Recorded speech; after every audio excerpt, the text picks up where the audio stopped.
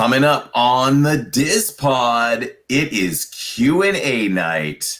Oh boy, let's go.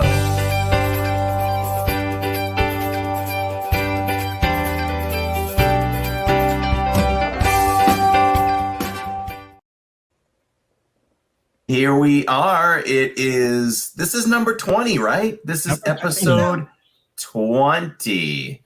So here we are. We made it. I mean, doesn't it just seem like it was yesterday that we were somewhere else?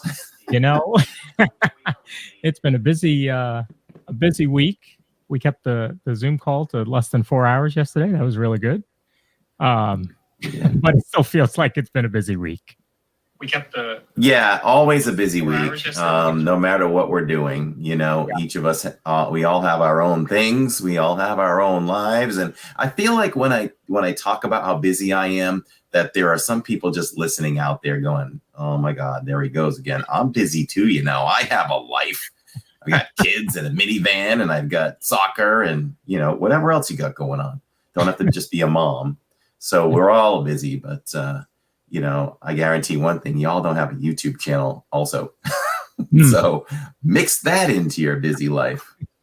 So yeah, it's Jersey night. If you're noticing, if you're watching, there are no Hawaiian shirts tonight. And that is because it's Hitchhiking Ghost Jersey night in honor of the World Series. So Lawrence and I are a little bit matchy-matchy. The colors are opposites. But check it out. I don't have the jersey, but I do have a Haunted Mansion shirt. But hold on. Is this room actually stretching? Yeah. Is this room actually stretching? And I've got the back too. We have the back, Lawrence. We have the back to show. That's right. So Corey's $9.99 in honor of the amount of Ghost. And mine, let's see if I can do this. And Lawrence. So I have the black version. Lawrence has the purple, and it says Lawrence on the back, 103. So we're contrasting. That's what it is. We're purple and black. It would remind me of like early days, and they change them so much, but you know where I'm going, right? Yeah. It's the Colorado Rockies. The Rockies, yep. The Rockies colors. Yeah. When the Marlins came out, they were, they were teal. So you had the purple and teal because it was early 90s. Yeah. Right. Yep. That's probably why they did that then. Yeah. Welcome everyone in chat. Thank you so much for joining us on this latest live recording of the DIZ Pod. And yeah, I mean, I know I listen. Sorry for everybody live that we were late again, but we had to download a lot of video tonight, and I think you're going to enjoy it. If you are listening, definitely, if you're interested in, I don't know how the rest of you guys are going to show what you have to show. But for me, I decided the best way to do it, because our camera here is a good camera for streaming, but I thought the best way to present my Magic Band collection was through video and replay it with you all. And I can kind of do a little play-by-play with that. So that's why that took so long. But we're here, and then the audio was messed up, so we had fixed that again. It's tradition, though. Tradition. Speaking of tradition, actually, I have a Haunted Mansion mug. I do. Look at that! Oh boy, listen. I do too. Listen, we didn't even talk about that. And you know, I was so frazzled. That's probably why I didn't look. I don't even know if I have one. Isn't that strange? Shame on you, Corey. I bet you. I went totally different. This is from Disneyland. It's Avengers. Okay. So it's a lab mug. And what is cool about it is, look at the little spout there. Oh, nice. And of course, a most unique handle. So good stuff. Good stuff. Yeah, mine is coffin shaped, so it's rectangle at the top. It's very interesting to drink out of. Oh, we want to see you drink out of it live. He's doing it. He's like me. He doesn't remove the price tags on the bottom either. No, I don't have time for that. I got mine too. Jen W says, oh no, Corey needs a mug. Thanks for joining us last night, Jen W, and Crayola Kid. One on top of the other there in chat. They joined us, their first Zoom call. Yeah. And so happy to have them joined. The Zoom just keeps getting bigger and bigger. And I tell you all, I told them last night, right? I said, pretty soon, you know, we're going to get so many people in the Zoom call that they're going to get so small. We're going to form like a Mickey Mouse or Darth Vader picture. And you look really close. There's Lawrence. I see Lawrence right there. Which is going to be little thumbnails. That's all. Yes, exactly. She says I didn't talk because I wasn't feeling well, so I listened. Well, I'm glad that you still came in, and hopefully you'll talk with us the next time. For sure. Hello, Amanda. Happy Thursdays to everybody. So I don't really have much for small talk right now, I think. I mean, anything before we get on with this whole thing, because it could take a little bit. Question and answer night. I told Tammy I'm closing the studio. We're going hot. We're getting ready. And I don't even know if I'll have a channel at the end of this, because I could spout off. I could go down the wrong rabbit hole. I'm an open book to you all tonight. So if you want to ask some questions behind the scenes, things like that. Does Tammy wear a mouthpiece when she goes to bed? I don't know. Be appropriate though. My audio board has a censor button, so if you go too far off the rails, yeah, I don't want to go too far off the rails, because you know everybody. I would say 99% of the people that watch us love us. 1% hates us. And we know who you are. So yes, we do. Yes, we do. They are very vocal and very imaginative. Yes, very creative. Inventing those stories. Yes. When you have nothing else to do. Yeah. This is what you do. Yes. So they read their fan fiction. I don't want to darken the mood, but I'll just say one thing that's been on my mind a little bit. And what a great spirit. I had a patient today that told me that she was awaiting word if she had lung cancer. Can you imagine? And the call came while I was there, and she does. So I just tried to brighten her spirits the best I could. And she acted like nothing happened, but I'm sure it's going to wear on her, you know, especially after I left the house. So what a sweet, sweet lady. And all I can do is hope the best for her. For sure. No one likes to get that kind of message from them for themselves or any loved ones. So that was kind of the low light of my day, I guess, the major impact of my day. But I'm feeling good. I was really worn out after Mickey's Not So Scary Halloween party. So yes, there's a lot going on there. Very tired. I was just dragging so much yesterday at work. And normally I bounce back enough on those types of things, but there were other factors that had drained my energy as well. But I'm back. I'm strong today. How about you, Lawrence? All good today? Oh, we can't hear you. When you bounce back, we can't hear you. That boy has too many buttons to play with. That's the thing. I don't know if you want to bounce out or come back in again, but Victor Naraki is in the chat. What is up, Victor? He said, recommend Immunocal for cancer patients. Oh, text me on that. Maybe I can pass something on to her. Thank you so much for those well wishes, everybody in chat. So can we hear you now, Lawrence? Can't hear you. Nope. So yep, sending hugs and energy. That's awesome. That's awesome, guys. How many pieces of candy? Okay, so I guess we'll touch on this anyway when we get into in the Parkz. But we weighed the candy, and I ended up with 19.6 pounds of candy. And Kathy was like, what?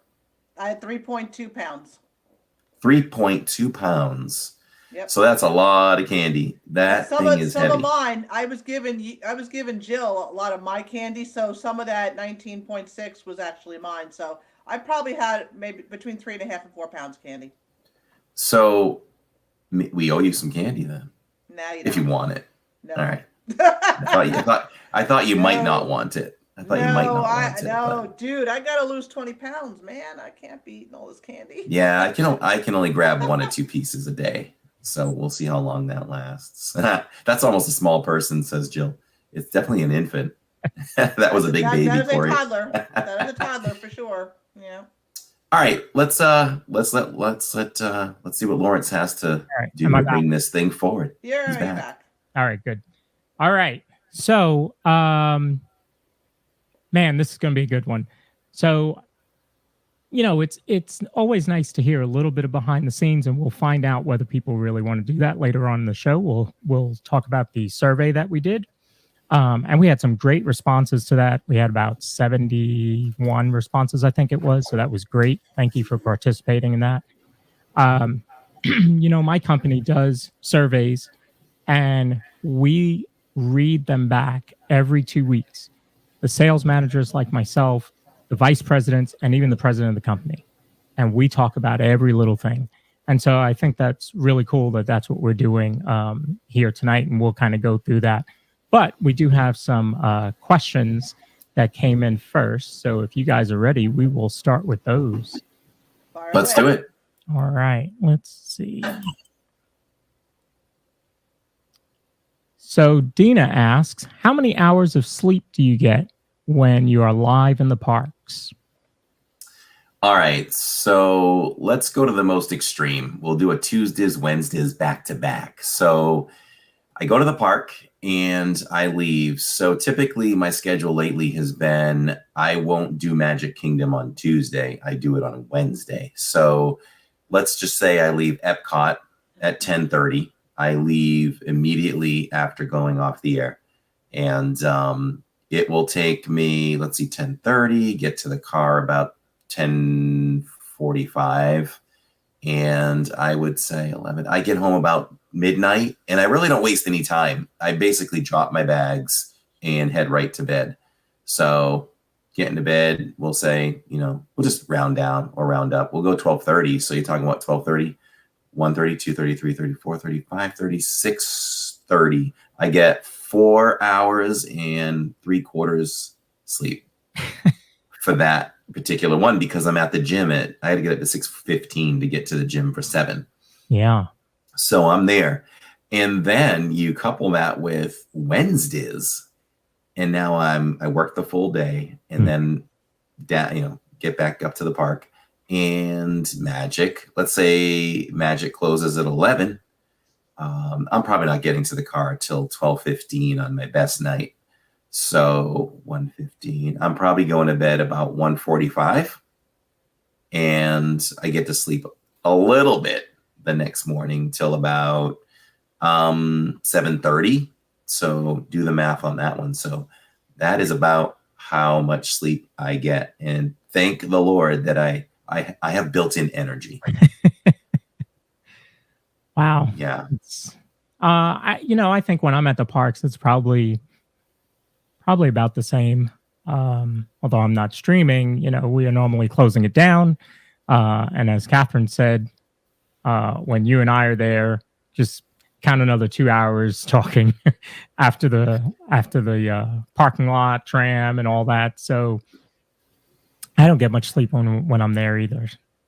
No, when it's a weekend, and you're with friends, you don't quite leave right away. So people probably wonder, once I say goodnight and the stream ends, okay, is Corey heading to the car now, or is he hanging out?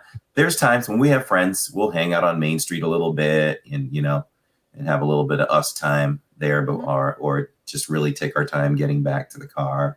We've gotten to the car and talked at the car. Yeah. Yeah. I mean, we've hung out at least for another hour, hour and a half sometimes, depending on who's around, Yep. Yeah. Yeah, for sure. Fun times. So, got to make it last. That's right. That's right. It doesn't matter how many times you go to Disney. I tell everybody I don't like to leave any night. Yeah. It's funny talking about that. I actually earlier today was watching your stream of the last night at Magic when the parks closed for COVID. And I could see it. I could feel it. Was it just you and Jillian? I just saw you and Jillian. No, it was the entire family. Okay. I only saw you and Jillian. I could just feel in her expression and your expression, like, no, I'm going to stay as long as I can because I don't know how soon I'm coming back. Actually got me a little choked up just thinking about it. But yeah, I know that feeling. It gave me the entire chills from my head to my toes when you mentioned that stream, because, and it's doing it again. It's such a monumental stream in the life of our channel. There's so much was going on in the world, and we got to show everyone what was happening right on Main Street in Magic Kingdom the night Magic Kingdom closed.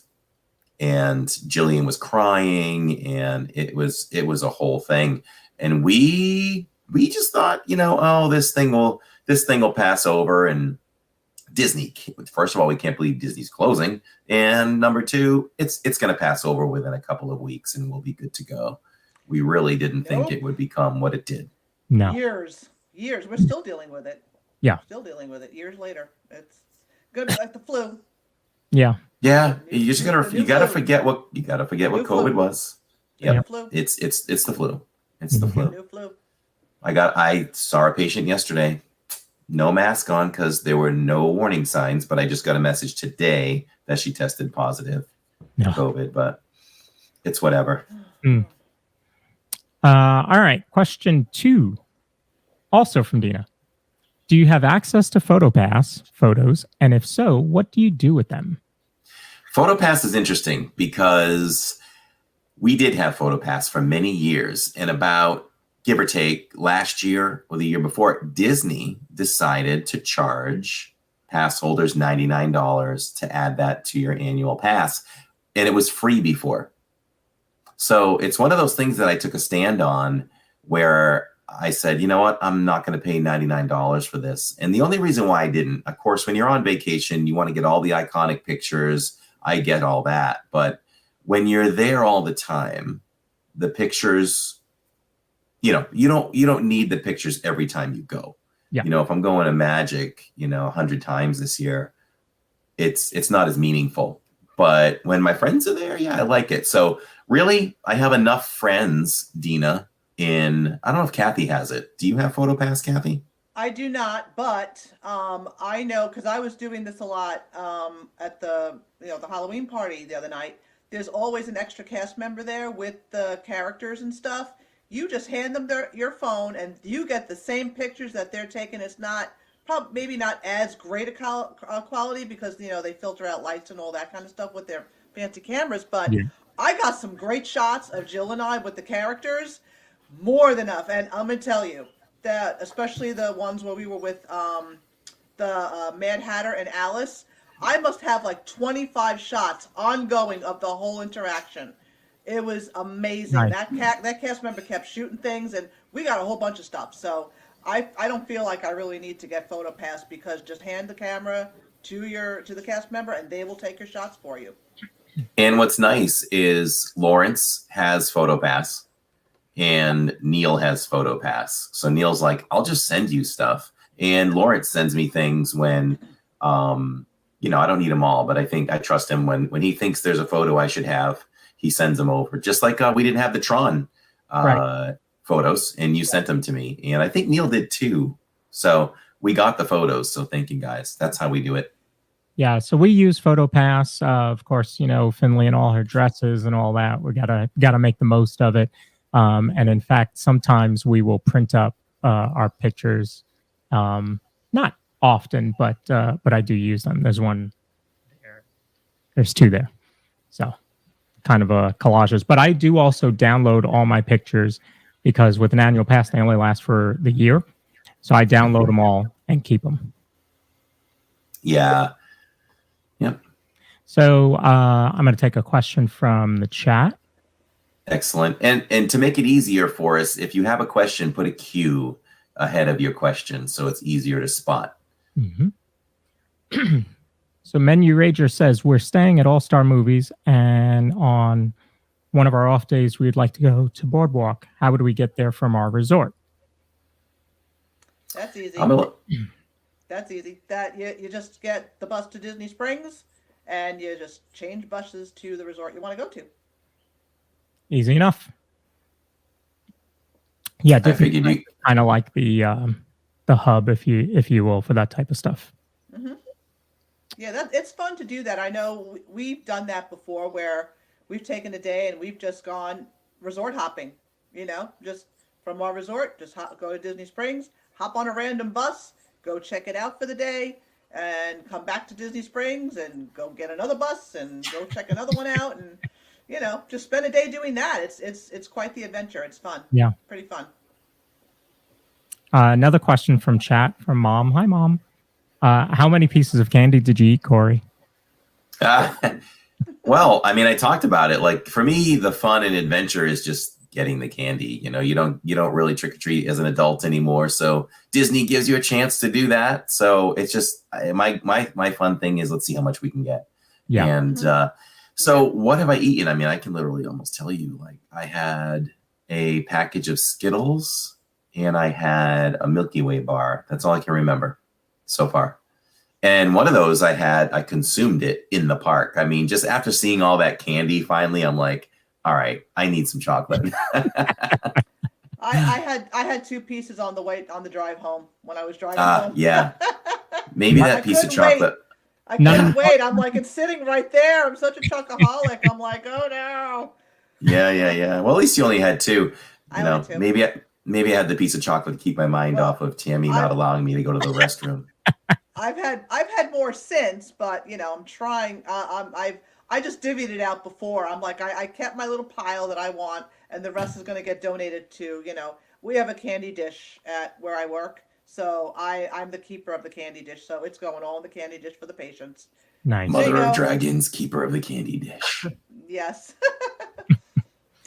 So Darren says, coming in 2 weeks, what clothing do we pack? I live in Missouri, so we're used to colder weather.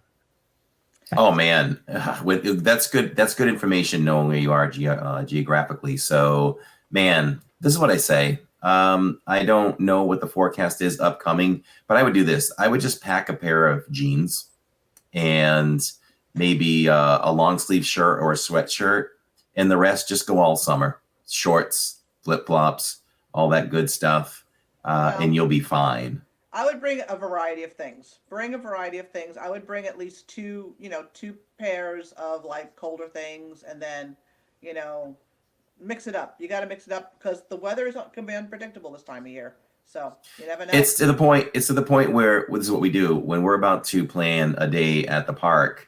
I look at the temperatures at like 9, 10, 11 p.m.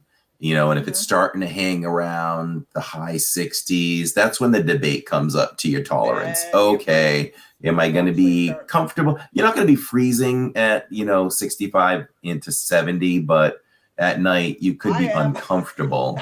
But them being from Missouri, if they don't get cold that easily, then just very minimal as far as the long shirts and pants go. I would say go 80% summer. How about that? Yeah, you have, being from up north, you have thicker blood. Now, I've been down here long enough now that my blood is thinning out.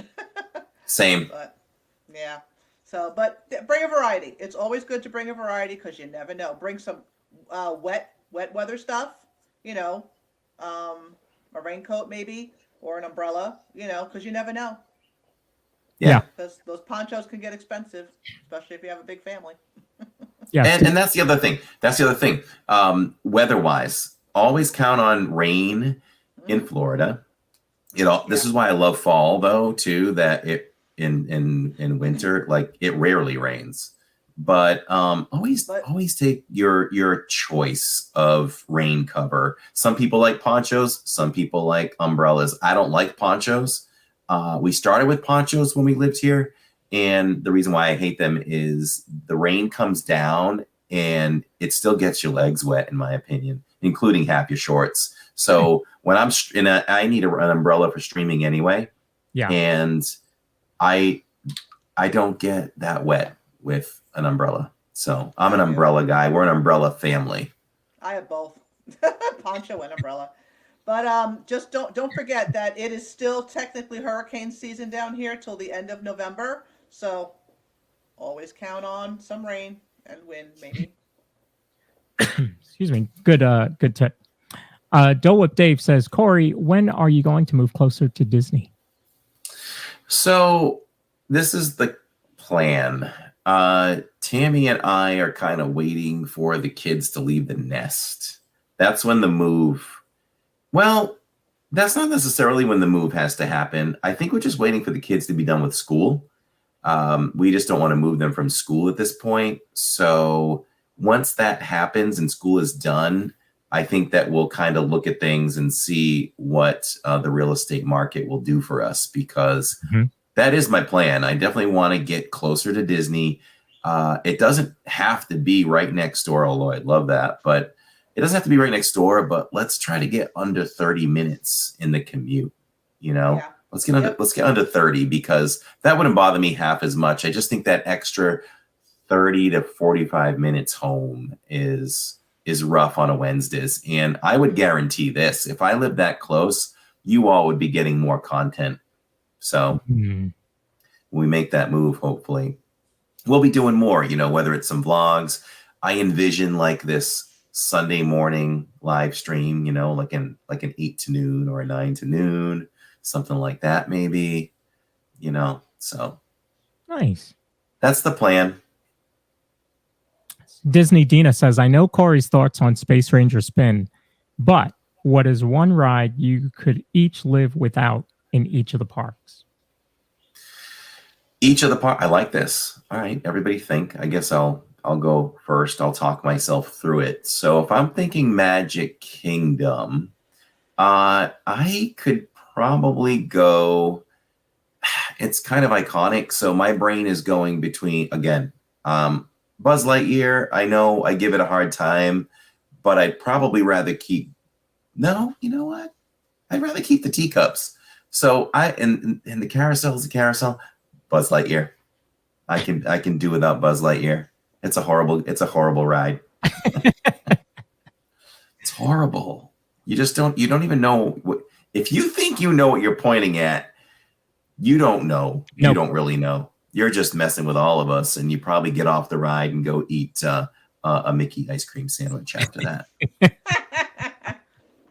I don't know how Jacob gets the perfect score. I have no clue what happens in that. I just do it because Finley likes it. I have no clue what I'm doing. Why don't you ride with him next time? Yeah, good idea. Watch and learn.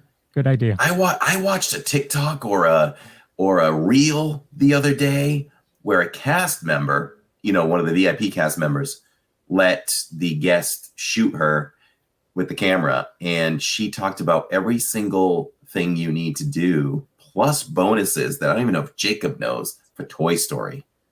Oh. I'll have to talk to him about some of the tips she gave. Very cool. And it almost sounds like you have to team up with somebody, but unless you're really, really good. So I think okay, so Kathy. Oh, you. That's right. Mine would be Astro Orbiter. I could do without that one. I'm okay. I forgot with rides, but that one you're sitting back to back or you know behind each other, so it's uncomfortable. You're kind of leaning. You're high up. I could just do without it. I've done it once. I'm good.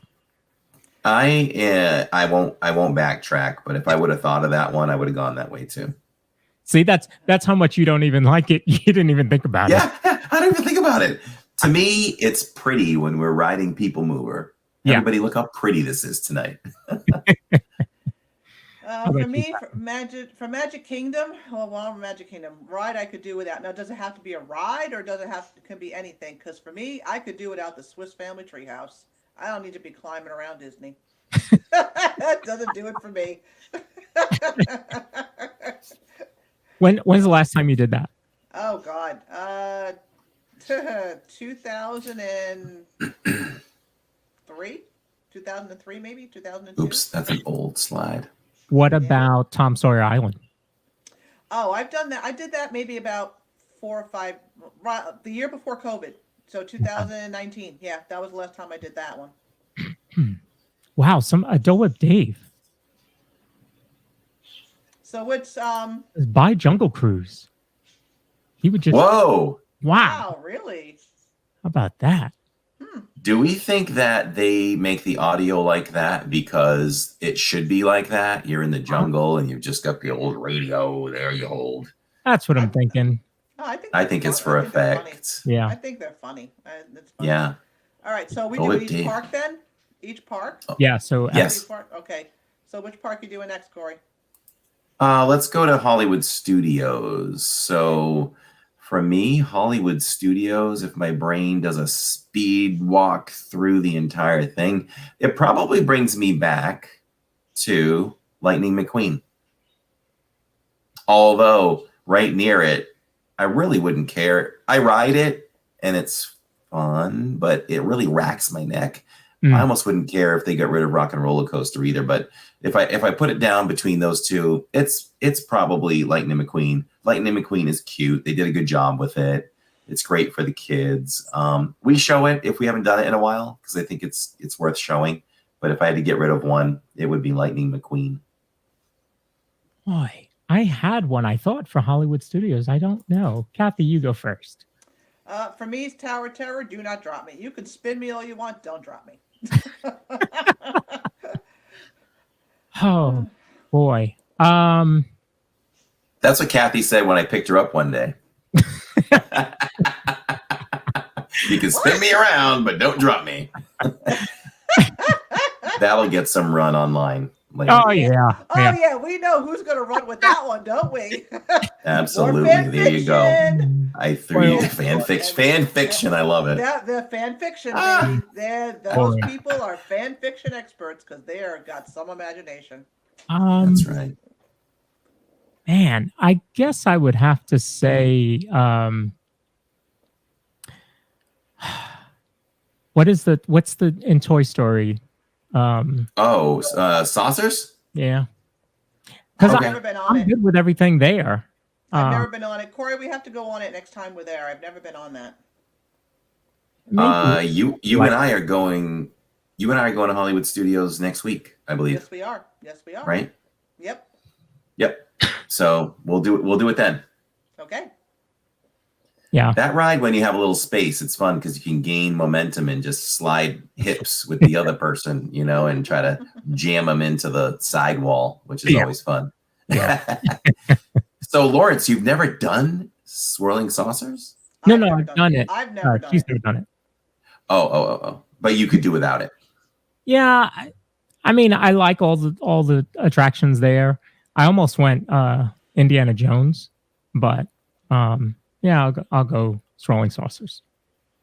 Indiana Jones has had a great run, but I would not be sad if they rethemed it or even Revamped it. did a new indie show. Something. Yeah, they changed it though. I remember they used to do the more audience participation. Probably because of COVID now that they don't do it where they ask for the That's why. Audience. Yeah, that's why. I know I've done it twice. I got picked twice to go up there and be part of the cast. It was pretty They fun. should have brought it back by now, though. They could have brought that Yeah, back. they could have brought There's that no back. reason why Yeah. they had to dump that. And guess how they picked me. Guess you could. I know you know that how I got picked to be on the extras. They heard you screaming, "Pick me, pick me!" Absolutely. No, not pick me. But I would just scream my head off, and that one. Yeah, there you go. Yeah. There you go. Let's see. Let's move over to Epcot. So for me, it's really easy to dump on Nemo. So I would probably say Nemo. Mission Space. It's cute. I like it. But if Nemo left, or they said you have to get rid of one ride, I would choose that. I'm with Kathy. Mission Space. Mission Space. I'm sorry. I don't. My claustrophobia. No, I'll never get on that ride anyway. So. Man, you guys are thinking of some good ones. Can I agree with you? I would rather get rid of that instead of Nemo. Nemo's cute, man. I love Nemo. He's so cute. And Mission Space came in 2002, 3, somewhere in there, I think. Yeah, around there. Yeah. Did it? Yeah. Okay. But I don't know. It's just I don't know.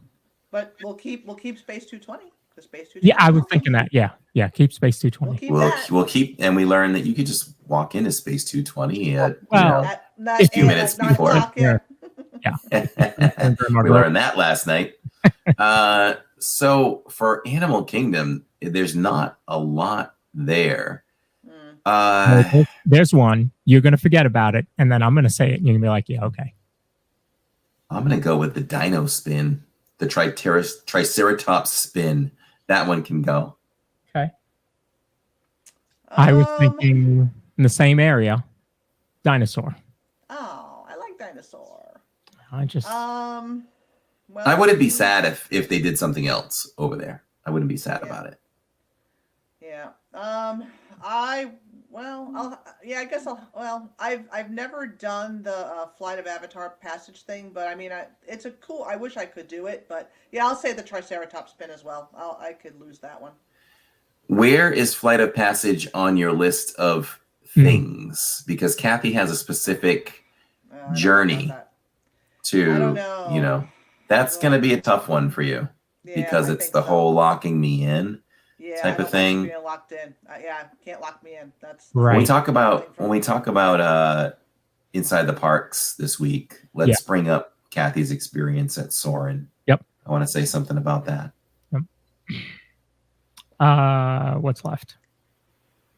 Oh, we did them all. We did all. We did them all. We did all 4. Okay. Next question. Very cool. Crayola Kid says, "What is the cheapest way to get from the airport to your Disney resort?" I'm going to let Lawrence handle that one. He's done that. I haven't done that in 8 years, 9 years. So I have driven to the Parkz. We've driven to the Parkz from North Carolina. I don't recommend that. We have flown and rented a car. We have flown and done an Uber or Lyft. And we also did Mears Connect. I never got to do the Magical Express. Oh, yeah. We did it once. We think we did it once. So I would say Mears Connect for a large group, best way, cheapest way. You're about $18, $19 round trip. Takes you right to your resort. Yeah, if you have a child that has a car seat, you don't have to worry about bringing a car seat, so it's less for you to have to worry about. So I would say Mears would be my favorite. Jen W in chat says, I used Mears in July and it was $18 each way. Good deal. 18 each way? Maybe it was 18 each way. But it comes out a lot cheaper than the Lyft or something like that. And certainly renting a car. We haven't rented a car in probably over a year.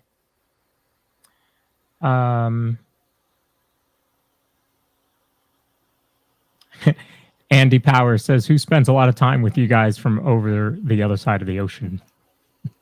Well, you do for sure. It does not go unnoticed. We've got our European crew for sure. Yes. Theo Sam Eagle says, "Is Corey the king of the castle?" I can answer that. That's a no. Oh, you answered it? No? No, Tammy, I am not this castle, no, I am not the king of the castle. Listen. Tammy's the queen. So life for me goes like this. So Tammy is a silent ruler. So there are times that, of course, I mean, I rarely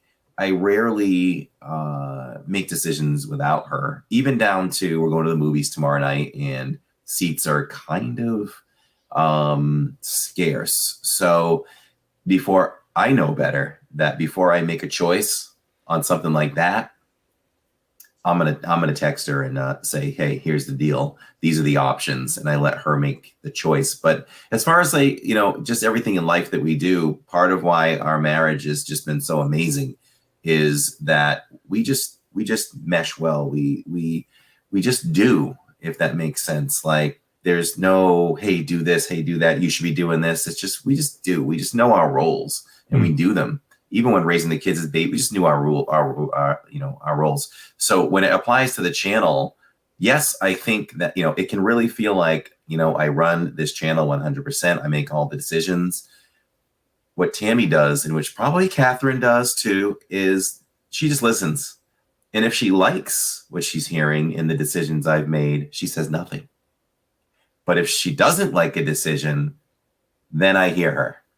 I mean, there's ups and downs in, doing this for 5.5 years. We've had ups and downs behind the scenes, not with us, not with our family, just personnel, people to deal with. other channels. There's, the drama's real. I think the drama in the community may have slowed down because we don't really associate with many now, but things happen.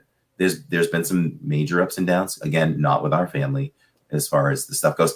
But I can just remember Tammy pounded her fist one day, and that was when I knew she really cared about the channel. She's like, "We are living in Diz, and blah blah blah blah blah blah blah. This is how we're doing it," And I'm like, okay.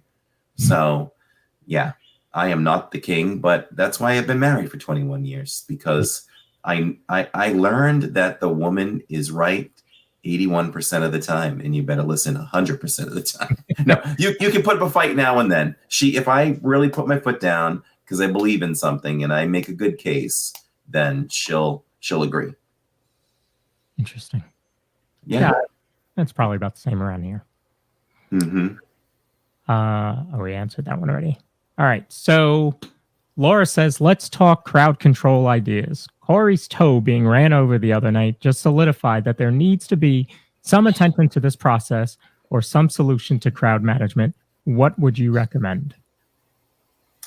Who wants to take this one to start? So I've lived it many times now, and it's a serious problem in the hub. I have a new problem too, which is I'm tired of, and this comes from watching parents throw children on their shoulders. I think it's disrespectful to others around them. You've picked your spot, you think you're going to get a good view, and boom, kids go up. And I'm not even talking just about the stream.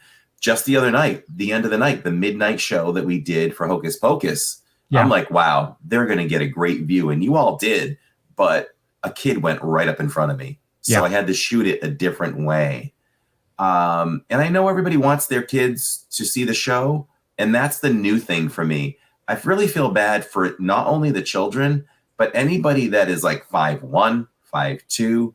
Alyssa is short, Tammy is short, Jillian's short. They haven't seen much. How tall are you? 5'2.5". Oh, okay. So how do you do and watch Happily Ever After? Are you missing a lot of the castle projections? Yes. Yeah, especially, well, I mean, I try to stay towards the outside because, I don't like crowds. I'm claustrophobic. So I will try not to be in the middle of 10,000 people. I try to stay on the outskirts and but it never fails. Somebody taller than me always sits in front of me. Same thing whenever I go to any of these, Pick 'em, Fill Our Magic, Country Bear, whatever. Someone taller, movie, sits in front of me. It never fails. And I'm just like, there's 10,000 seats in here, people. Why do you sit in front of the short person? And I've done it and I've lived it. My kids were babies when we started coming to Disney. And I can remember just trying to hold two kids up at once, not on my shoulders, but under my arms, just so they could see some of the show. It's the fireworks at Magic Kingdom are really for the adults. The kids are not taken into consideration, and there's really no solution to it. It's not like they could put stands in on Main Street or whatever. That is what it is. But as far as the question goes, Lawrence and I covered this in a podcast already in the solutions to do it. I just don't understand why you have the hub and I don't know, it's a dead standstill. If you're trying to get back in the park, it's a dead standstill. I don't know how there's not fights breaking out. So how about that? Kudos to all the guests that are trying to come and go from the hub each and every night and not throwing fists, because it's certainly the environment for it, for sure. And that lady ran over my foot, and luckily I reacted and scrunched my toes so she didn't get them. But her advice was, well, maybe you should keep your feet closer to you. All right, Phillies fan.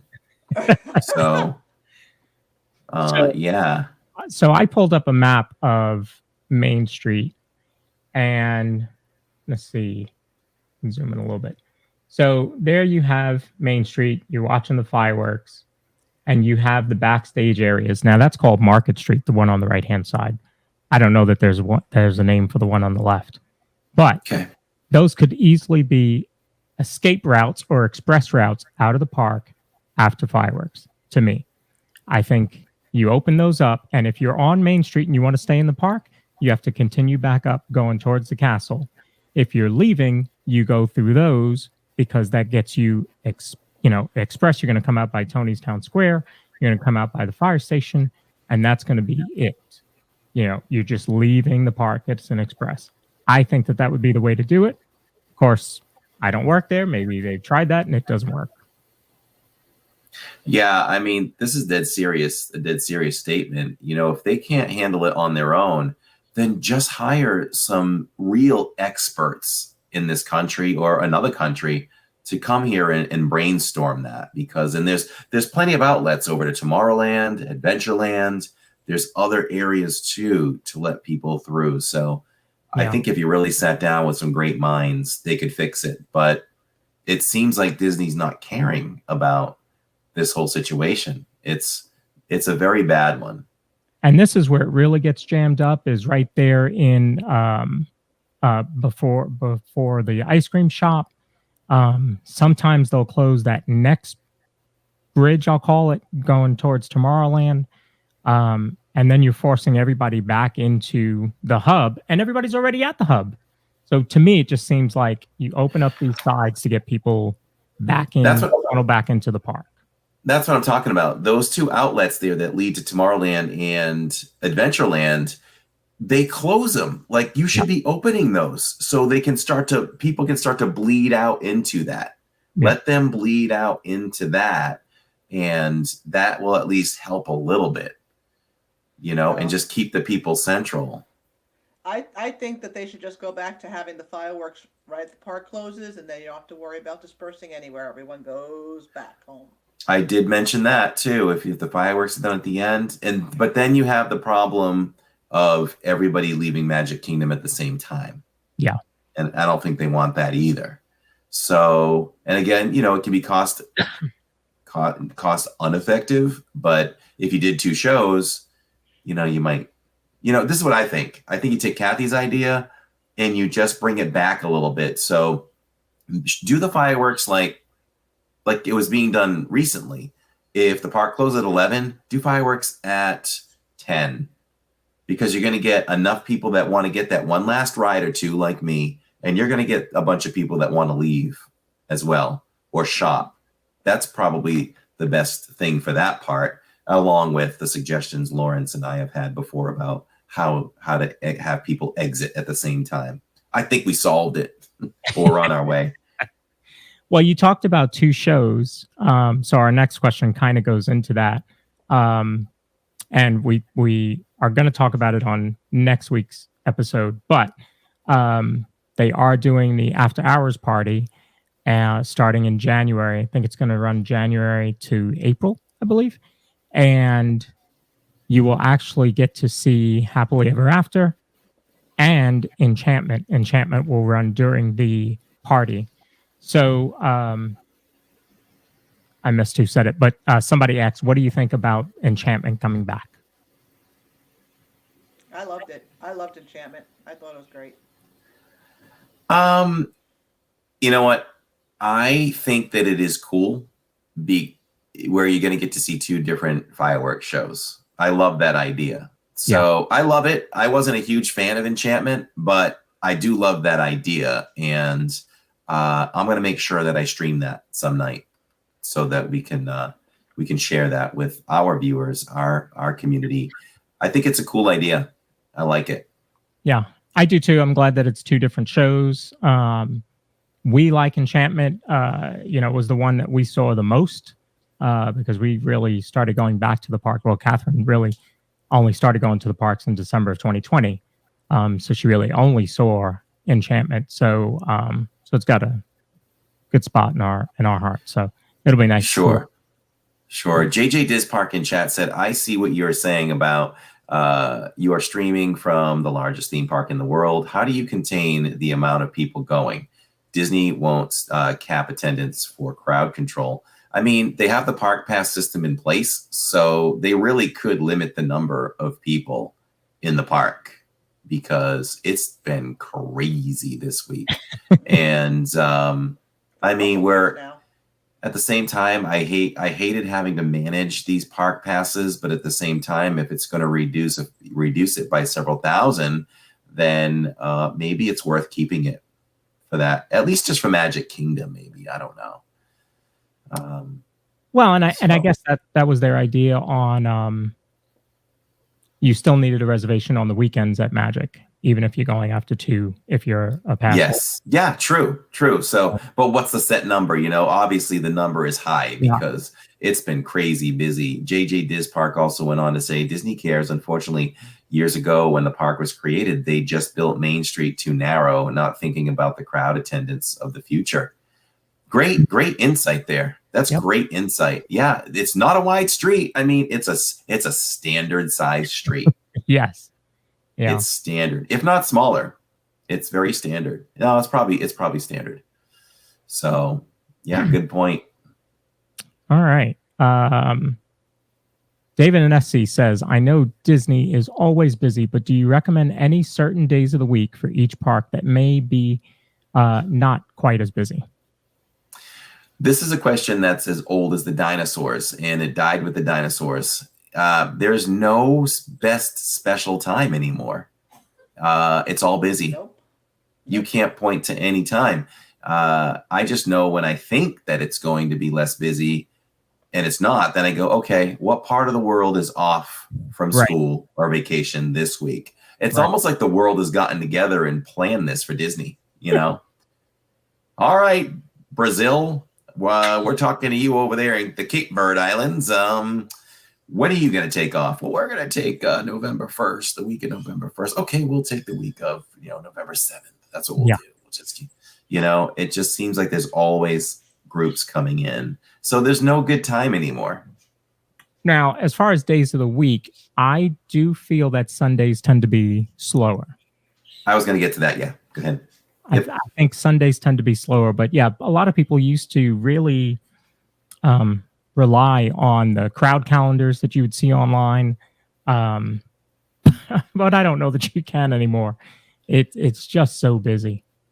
Anybody that shows you a crowd calendar on their websites are lying.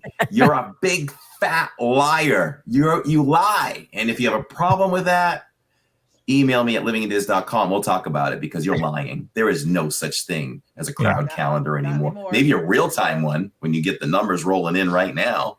Yeah. No. Nope. Not anymore. Nope. Laura says, I'm in need of a few more rides at Epcot, thrill, and even more dark rides. If you could add more rides to any countries, what would they be? Great question. Let's see. We have to think about the ones that don't have a ride. Morocco. We need an Aladdin ride then? We need an Aladdin ride. I know there's one in Magic Kingdom, but let's do some kind of dark Aladdin ride. That's a good one. I like that. France has one. They were talking about doing a Mary Poppins ride in the United Kingdom for the longest time, and I think that would be great to recreate that carousel that they have in the movie for Mary Poppins. That was a very iconic scene in that movie, was that carousel where the horses start to jump off. And I think they could kind of start out as a carousel, and then the horses take you around. Yeah. Almost like, you get on the horse, almost like maybe like an ET type of thing, but you're on a carousel horse and it takes you around. And that would be a great one. Disney, I want my ideas. I want my copyright on that. Michelle Hollensteiner wants to know if there'll be new emojis for after Halloween. Yes, Lori, I have to get. Where's my emoji? Come on. Next time we're together, let me take a really good picture of your face screaming, and then we'll put that in. Thank you, Ann. So I always think back to the rides that were supposed to be there. So there was supposed to be a boat ride in Germany, right? That building is still there. It is huge. It's just being really used for storage. So Germany boat ride. And there was actually supposed to be a roller coaster in Japan. Oh. That would be really cool. Yeah. That would be cool. Yeah. An outside roller coaster in Epcot. Can you imagine? How about that? They can decorate it like Mushu.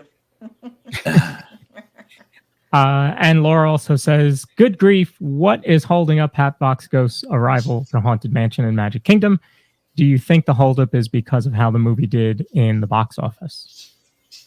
Wow, that's a different take on that. I'm just thinking that they're having technical issues.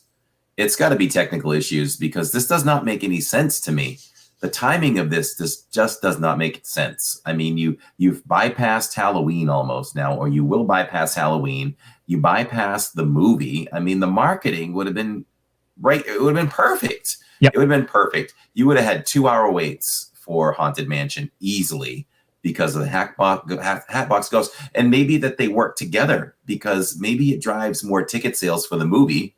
True. Because now you've seen the Hatbox Ghost and now you're like, okay, well, I wasn't sure if I was going to see it, or maybe I was going to wait till it came on Disney Plus, but now I'm going to go to the movies because I want to see Hatbox Ghost. Mm-hmm. And I encourage people to see it because they made such a great storyline for the Hatbox Ghost. I thought that, you know, he's going to fit so well in there. So Disney really dropped the ball on Hatbox Ghost. Steve Bullock says, Corey, how did you and Kathy meet? Oh, well, that's really easy, but I'll add a little something to it. So I am a physical therapist assistant as one of my many professions. And so I was working in a clinic and Kathy was hired and Kathy started working in the office. And that was set up in a way where the office faces the gym. So we're very accessible to the girls at the counter. And so, you know, Kathy had a little bit of a tough time at work when she first started. And yeah, I had never done that type of job before. It was completely new to me. So, you know, I hadn't worked in a year and a half because, you know, I had to when I first moved here, you know, I figured I was going to take 6 months off, you know, just kind of, you know, because I had been working steadily since I was 16. So I'm like, well, going to take myself a little vacation. But then right when about the time where I was going to go start to, you know, get a job again, my uncle got cancer. So I decided to not work and, you know, just in case, you know, he needed me, take him to chemo, whatever he needed, I wanted to be there for him. So, you know, that took an extra year off that. So when he finally went into remission, that's when I just happened to, you know, be in the right place at the right time. I was just looking for any job. I didn't even really know what I wanted. Just kind of like, all right, it just kind of fell into my lap. I started working, you know, at the clinic, and then Corey and I just kind of, you know, we kind of bonded over our love of Disney for sure. So yeah, we did. Friends ever since. And had you seen the channel already? Huh? Yes. I had started the channel. It was pretty new. You weren't Kathy, you weren't live streaming yet. You were doing vlogs. No. Yeah, doing videos, and I was only going on Saturdays. And so I was getting enough content on Saturdays to divvy up 3 videos for the week. That's how we rolled in the beginning, you know. And I probably said many times to Kathy, "Hey, we have 78 subscribers now," you know. So, but I bonded with Kathy in the beginning because, and I remember coming home to Tammy and saying, you know, there's this really nice girl at work and people are giving her a hard time, you know, and I feel for her. And I'm like, but I like her. So I kind of took Kathy into my wing a little bit. Nice. Yeah. I saw the goodness in Kathy. Yeah, they did give me a hard time, but you know what? Now they're eating their words. Now they love her. Now she's the man. I am in very much demand, and you know, now I rule. I like when that happens. Yeah, she rose to the top. I did. So I'll tell you how I met Corey and came to be part of the show. So we had been on our trip probably last May, got home, and I wanted to see Harmonious. I was missing Harmonious. I think we'd been home maybe a week. And I said, I bet you it's on YouTube. Let me go look on YouTube. So I look on YouTube and I search Harmonious and it says live, Epcot, Harmonious, whatever the title was. And I was like, wait a minute. They're going to show it live? It's like, oh, let me see. So I turn it on, and the first person I see is Neil. And Neil and Corey are standing at Spaceship Earth, getting ready to go on. And I'm like, so wait a minute. We're just going to watch this guy go on rides and then Harmonious? I don't get this. And about 20 minutes in, I was hooked.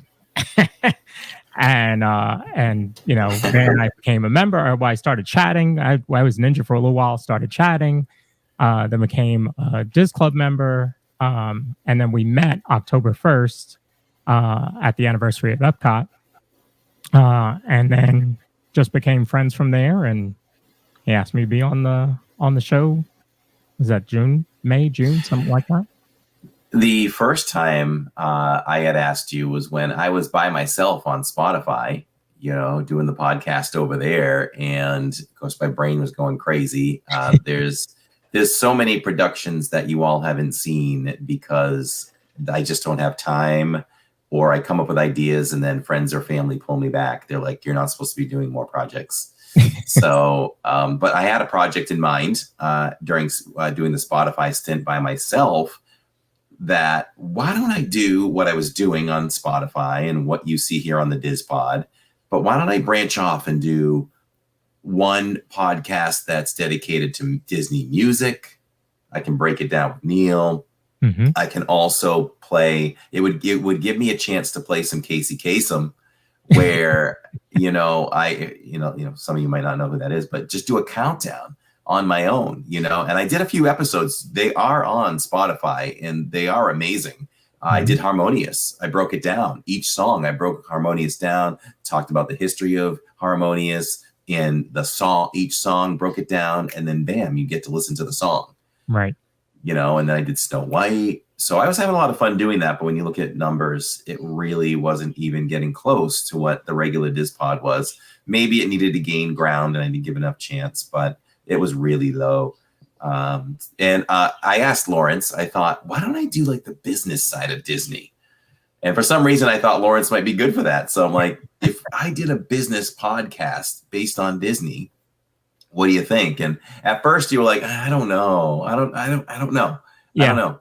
You might be too shy to do that or whatever. But I knew that when I came back to ask, I'm like, I'm going to ask him again. I know him better now. Maybe he'll do it. And I'm so glad that you did it. You were meant to do this with me, for sure.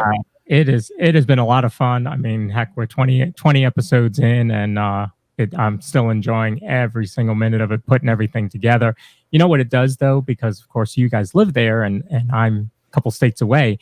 It does give me a chance to get a lot more Disney fill during the week, because I'm prepping for the show and all that, and obviously doing the show on Thursdays. So it is my Disney fill during the week. So it definitely helps. Your wife says he was into it, Corey.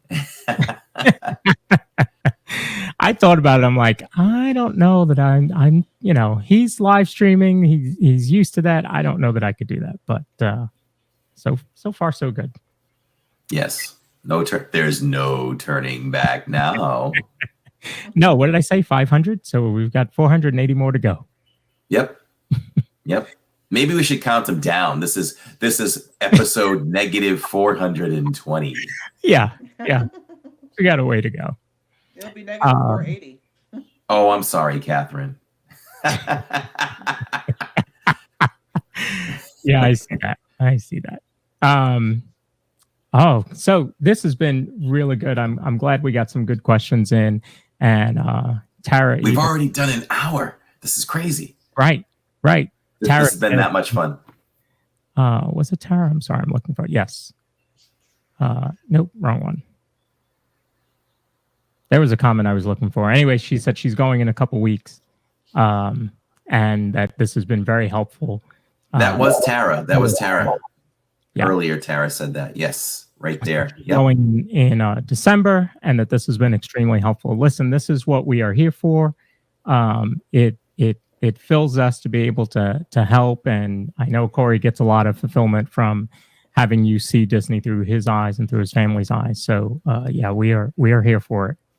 I consider, and I don't know if anybody else does that's out there doing this, but I consider our channel a learning channel. You're having so much fun that you don't realize that you're learning about Disney. Yeah. If you sit there and you watch us enough, you're going to know how to navigate Magic Kingdom. You're going to know what rides to wait for later in the evening. Yeah. You're going to know who has the best snacks. You're going to know everything. And if we haven't covered something recently and you ask in chat, I almost don't even have to answer you all because our community will answer for you. That's right. That's right. Let's celebrate Steve. Let's celebrate Steve in chat. He just dropped a random gift and YouTube awarded it to your lady, Catherine. Catherine is, so blast the chat for Steve, everybody. And Catherine is the head of wardrobe for the DIZ Pod. Yes. Yes. And Theo says, Corey is a star on every stage. Love you, buddy. I love you too, Theo. We salute Theo as 29 months as an LID club member. So I thought going a little further into kind of getting to know us, that I would show one of my favorite moments in the parks. All right. So bear with me. It's coming up. It's coming up.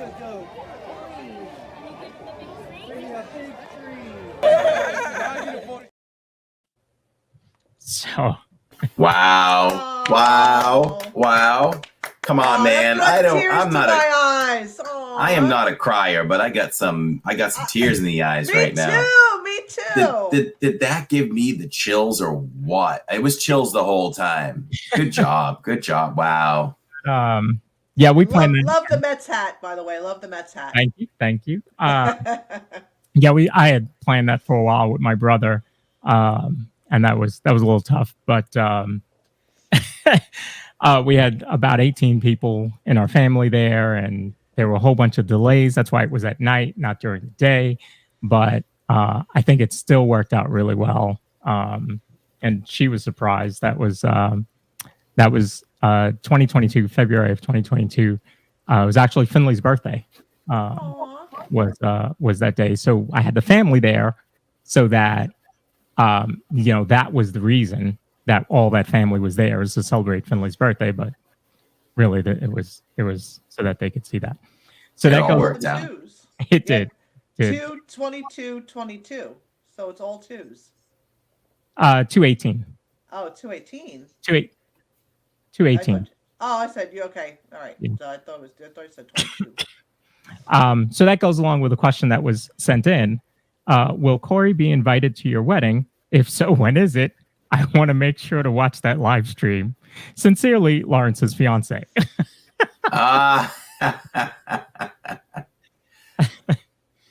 TBD. Yes, Corey will be invited, but the date is TBD. All right. I'll accept ahead of time for sure. Now, if he wants it to be live streamed, well, I don't think I want him live streaming during the wedding. I want you to enjoy the wedding. He wants my full focus. Okay, I'll be reviewing the food. Yeah, here you go. Hey guys, here's the cake.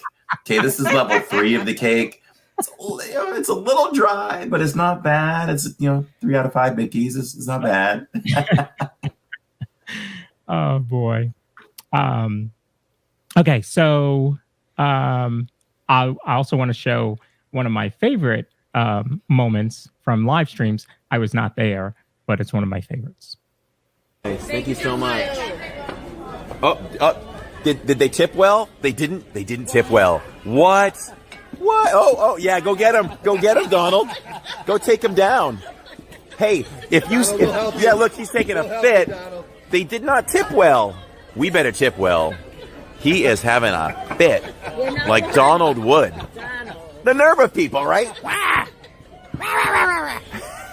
You? Yeah. What are you gonna do? There you go. Yep. You lay the money out. You lay it out, right? Man. Exactly. You gotta pay. I'm working here. You gotta pay to play. I need money for more supplies so I can make my next sculpture. He's pointing at Neil. He's laughing at Neil. Yes. You are working hard. You deserve those tips. Oh, yeah. Look at those biceps. You have the biggest biceps of any bird I know. Oh, yeah. And look at those glutes. You do squats. It's all the squatting, right? Yeah, there you go. You got to squat down, even when you work on the sculpture, right? For sure. That's, oh, yep, see? Work those quads, work those glutes. I know. Exactly. Exactly. You're the man. I was already a Donald fan. I am a bigger Donald fan now. You sold me. You sold me. No quack about it. Donald. Look at you.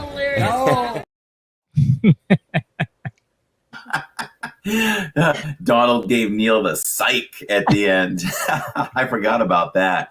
That was one of my best performances in the entire life of the channel, for sure. I listen to the playback, you know, whenever I hear it, and I'm like, wow, I was really on point. Like, I did not stop talking, and it was the greatest interaction I've ever had with a character. It was just so natural. Yeah, it just made it, between Donald and I. It made it a great one of the greatest clips on our channel. So for sure, and it's that's great because, you know, you have to interpret a lot, you know, when you're interacting with the character, and you did a good job there. But that goes along with stuff in the survey. So I just wanted to show that. Well, I have told people before, I have told our Diz fam and everything, that one of my goals a year or two ago, I'm like, what do I need more work at while we're live? And one of them was, I need to be really good at, I have to improve on character interaction, because before live streaming, you know, we met them and everything, but I didn't know what to say, you know, and now it's like, it's an original interaction every time. And there's been some really good ones. There's been a couple times like, oh no, chat, what should I say? You know, I don't really know. I don't have anything yet, you know, and chat's helped me out a couple times, but yeah, it's fun.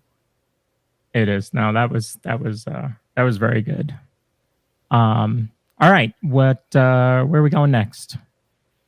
You want to talk about Okay. So did you go through all those questions? Yes. All right. So we're done with the questions. You want to hit the survey up, and then you have some survey questions for me to respond to, right? Or statements. Yes.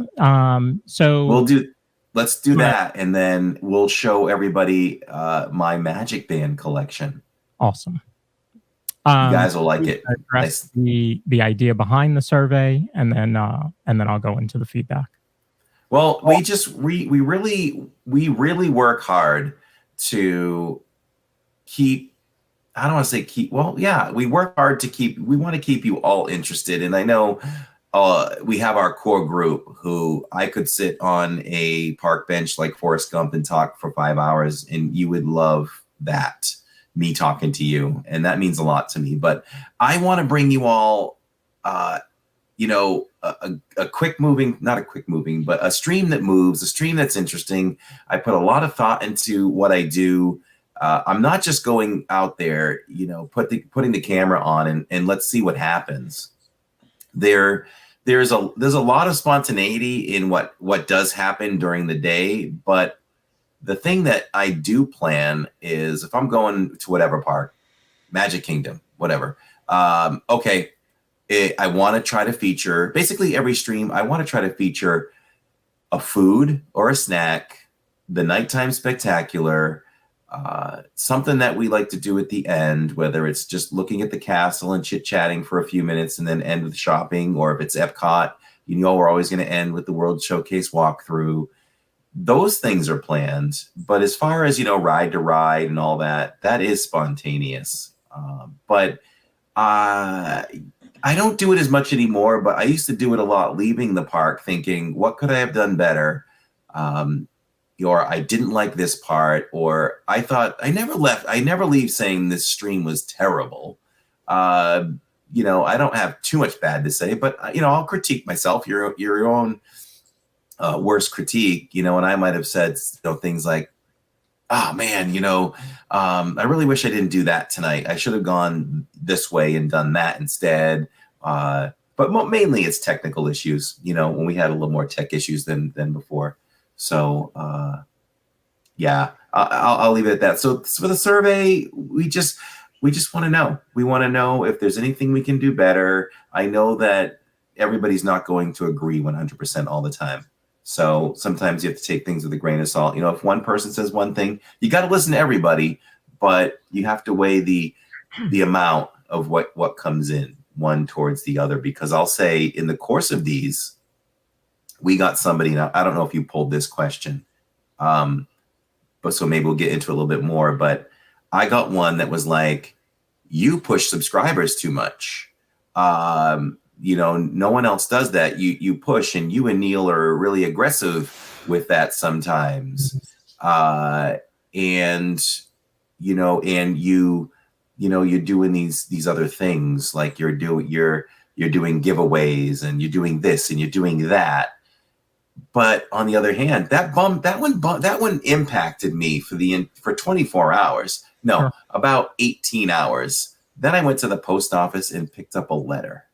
And this letter helped someone get through a very serious surgery and rehabilitation, and credited me for all of that. I love that you've started a podcast. I love that you do the giveaways and you push for subscribers and things like that. So, and he sent me a picture with him, you know, in the hospital. Like, if that doesn't get you, you know, so, but we care what people think, and we'll listen to at least take all of them under advisement. So yeah, there you go. That's the survey.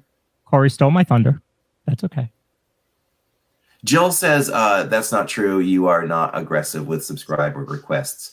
What I'll say about that too is that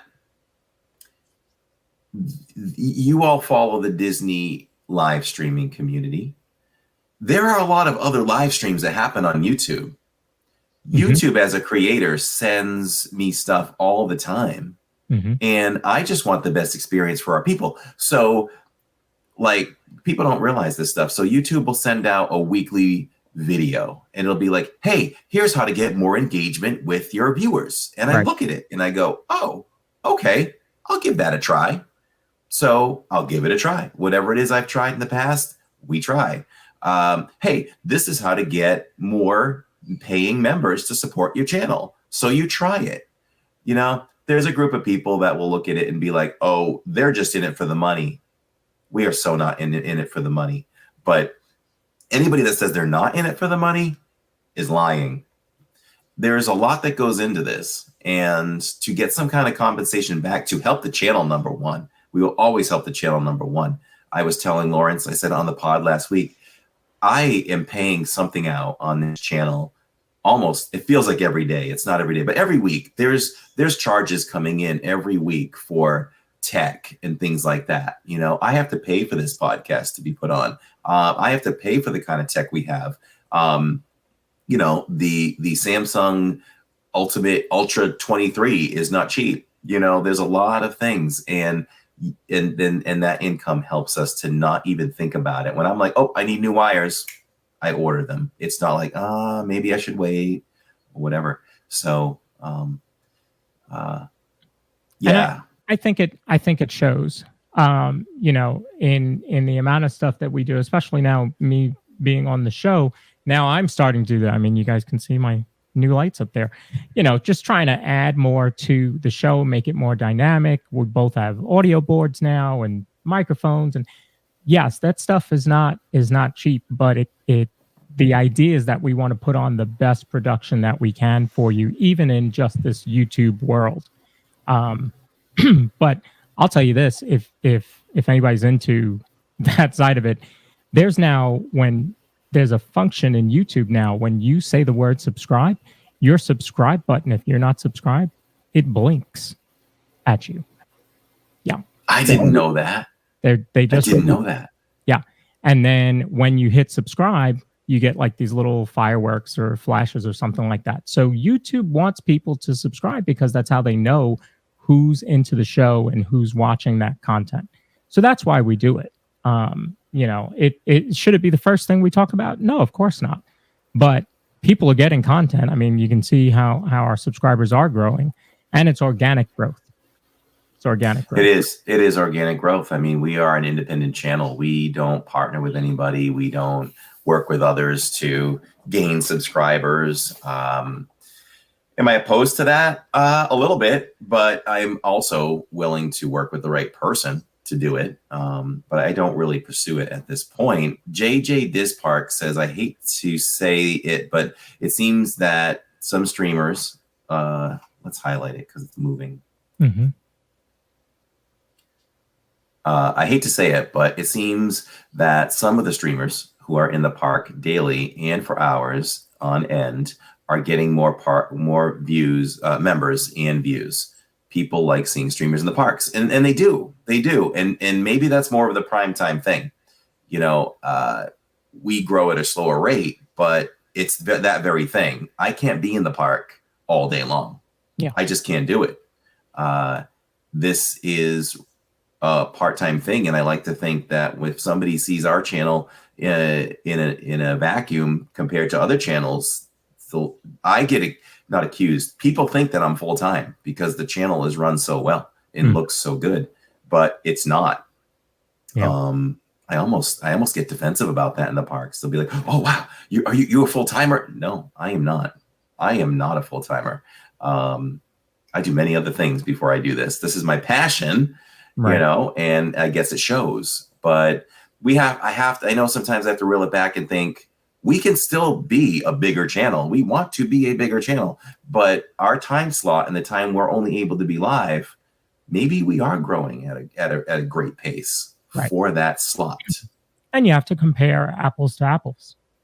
You know, if you're a channel that's putting out, 40 hours of content a week, that's going to be different than a channel that's only putting out 18 hours or 20 hours a week. So the growth is not going to be the same. But no. And I have to realize that sometimes. Yeah. You know. Disney Dina says I didn't subscribe because Corey told me to. I chose to subscribe because I liked what I was seeing and wanted to be notified. And that's exactly how I want people to subscribe, for sure. And thank you so much, Disney Dina. Yeah, but you know, people just, okay, this is what I want to say. This is why I wanted to read this, because Dina saw it and she decided to subscribe. People watch and enjoy, and it's like they just, it doesn't click in their head to click the subscribe. Right. They love it. They're going to be there next time, but it's like they don't think of it. Just like when we're in the parks, Tammy will ask me, "Hey, did you like your stream?" And I'm like, "No, I hardly ever hit the like button for our stream. Right. I got too much else going on." But it's a shame that we shouldn't have to ask for likes. I'm just talking about everybody. We shouldn't have to ask for likes or for subscribers, but it's just people need that to be clicked in their brain. So that's the only reason why people do it and people ask. And if you watch a video game streamer or this or that, it's all done everywhere. It's all done everywhere. Yep. I don't watch very many video game streams. Jacob watches a ton, but there's one guy I'll watch if there's a new game coming out and I kind of want to see what the gameplay is like, and I enjoy his commentary. But he'll say things like, and it's a whole different genre, but he'll go, "All right, guys, here's part 1. I will do chapter 2 on this video if I get 1 million likes on this one." I don't even know if I'll get 1 million likes in my lifetime. It's just, it matters what genre you're doing. Yeah. You know, we're in a genre where things don't grow as well as compared to other things. So I don't want to hold you up from the next thing. Nope. Move us along. All good. So Corey talked about the emails that we got, or the letter that we got. So I just wanted to call this one out as well. I enjoy when you stream the night shows because you have them memorized and knew when to zoom in and zoom out. Most other streamers give you a full zoomed out view, which is nice to get the whole picture, but your camera work highlights the major points in each show, which I enjoy. And she goes on to say, "Who does not love a raffle? You are so generous with the raffles." I have said that same thing about your camera work. I said it just the other day during the party. But looking at like a show like Harmonious, where there's so much going on, and you had it memorized, and you know when to zoom out, when to zoom in, when to pan up, down, all of that.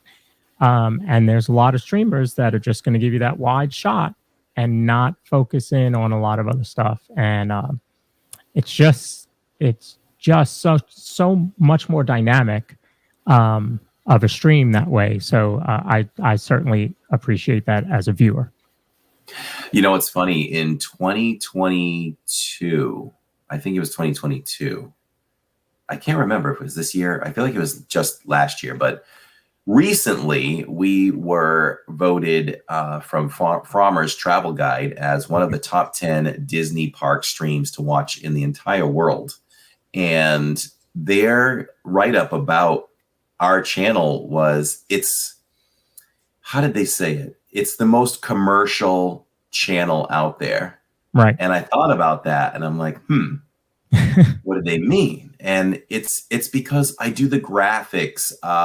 My presentation is a little more professional I'm not saying there aren't that many that are super professional, I guess. I mean, they're just there. They're doing their thing. I'm natural out there too, but there's times I have fun going into being a little more professional. Mm-hmm. You know, if I'm doing a read for an ad or something like that, or just the presentation of the looks of the channel, like they said, the graphics. I have fun. That's me playing. I love to play, and I always want the best experience for everybody. So for me, for a lot of people, it's just, let me turn on the camera. I'm going to share Disney. Fine. For me, I want to balance natural. Everything we're doing is natural. It's not rehearsed. It's not planned. Mm-hmm. But I want to give you a professional touch too. So for me, it's the balance of professionalism and laid back fun. And I think we do a pretty good job of that. Yeah. Well-rounded channel. I've said that before. You address a lot of people in the chat. You can see that when we go through the rest of the survey questions. So you had mentioned this one before. I'll bring it up really quickly. You helped me through a very tough time. During that time, I watched your LID live streams, and I got so much joy and healing and renewed happiness from them. Your natural ability to host and your positive attitude is contagious and unlike other streams. I like how you make it family friendly and continue to think of creative ways to grow, like the DIZ Pod, your website, and partnerships. I can see your heart is in it. I hope you continue to grow to 100,000 one day, and it continues to still bring you joy in life. So, and that was a letter that was sent. Mm-hmm. Mm-hmm. Yes, it was a letter, and it was extra touching because he sent a photo, you know, and he's standing there in his hospital gown, holding an IV pole. I mean, that really got to me. It's what it's all about, you know. Steve says this sounds like a Zoom call. You all hear us talk about our Zoom calls. We did it last night, 3.5 hours, I think. It could have gone longer. It really could have. But yes, this is what our Zoom calls are like in a way. So if you really want to get in on this and have us see you and talk with you in your own home, this is a little bit of how it goes. Yep. So yeah, all you have to do is become a Skyliner member or a Monorail member. It's a perk that I like to keep sacred for the upper echelon there of the LID club, and we look forward to it all the time. We've bonded so many relationships there. Yeah, so absolutely. It's really cool. And I was saying before, you know, money wise, this is the thing. I didn't start this channel to make money. There is JJ or JJ Diz Park, you know, I was reading his comments on different streamers and things like that. You know, there are people that do set out to do this just for the money. And that's okay too. That's 100% fine. People, if anybody's making money, kudos to you. You found a way to make money. That's not how we started. And I've been accused in the community of doing this for money, and it is not that way. You know, the money gets used for different things. It's equipment and broadcasting first. Mm-hmm. And it allows us to eat and do restaurant reviews. Do we get to enjoy that at the same time? Of course we do, but it adds to the channel. There's so much sunk into the channel. We spent $6,000 last year on food alone in Disney. Oh. And you saw me take every single bite of it on our channel. $6,000 is what we spent. And none of that came out of my working pocket. It came out of channel revenue. And we wouldn't have been able to do that. You know, we wouldn't have been able to do that. But anyway, people that talk about that, that's something that helps us. It helps us be better. You know, we're doing what we do. The money's secondary. We're glad it's there. It's used for a lot of things. We don't use it personally. It all stays in Disney. So there's nothing wrong with any of that. No. But we do it for the love. Number one. If I didn't do it, if I didn't love this, I would just go turn a camera on and I wouldn't offer any of this, any of these extras, you know. Somebody said something to me the other day and it makes so much sense and I wanted to say it here. Like anybody can turn on a gimbal, a camera, and live stream, but not everybody can do it well. Very true. Very true. And I can tell you just from doing it the one night I did, it's not easy. You know, you're navigating and you're trying to do all this other stuff, make sure your signal's right. That's just the bare bones of it. And then you add into all of it that what Corey does, and it's just very, very, very different than a lot of others. So, JJ DIZ Park. Oh, I'm sorry. Go ahead. No, go ahead. JJ DIZ Park says it becomes disgusting when the whole discussion on their streams, though, is about how many views we at, nonstop about views and this and that and views. It rubs me the wrong way.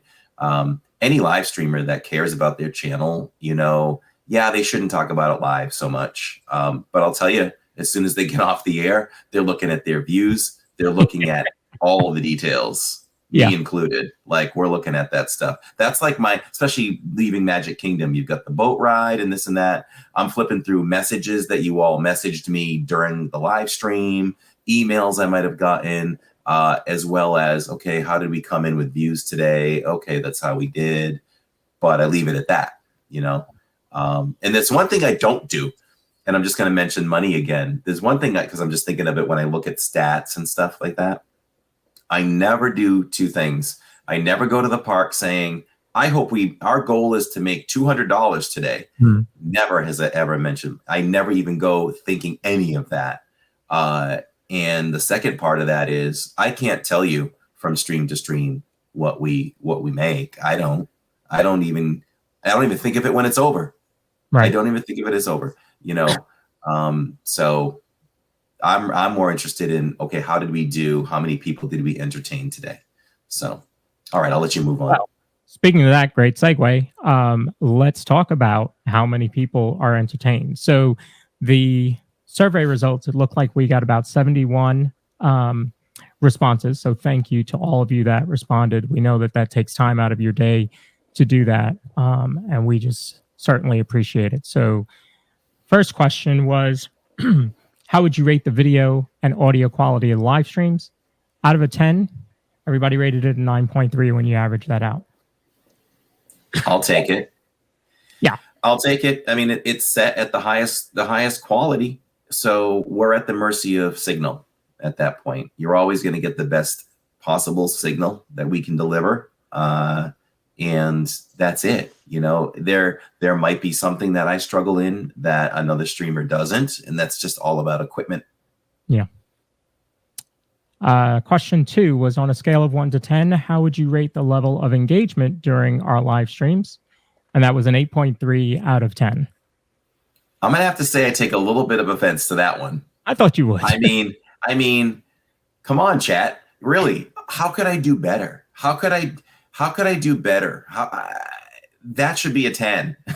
Looking, you know, looking at the details later on, I think you could probably take some of those low scores out, that they probably reverse them. That's true. Or might have been trolls, just saying. I think it was the trolls. That's true, because when we looked at some of those, you know, people rating that a 1. Yeah. Okay. And know that these scores, I took all the scores. I didn't take out what I thought was a troll. This is straight math. Question 3, how would you rate the graphics, the use of graphics during live streams? That's an 8.8 out of 10. I am fine with that, because there are just some people that don't like that. They like straight up, let me just see the raw footage of the park and that's it. So I get that part. And I am very sensitive to that. You know, if that was overwhelming, as much as I love graphics, I would get rid of them. But it looks like the majority of people enjoy it. And that's a private conversation that Neil and I have had many times. Maybe you got to get rid of the graphics. No one else is doing that. Right. Thought about that, but then I went the other way. I go, exactly. No one else is doing it. So maybe we should do it. Yep.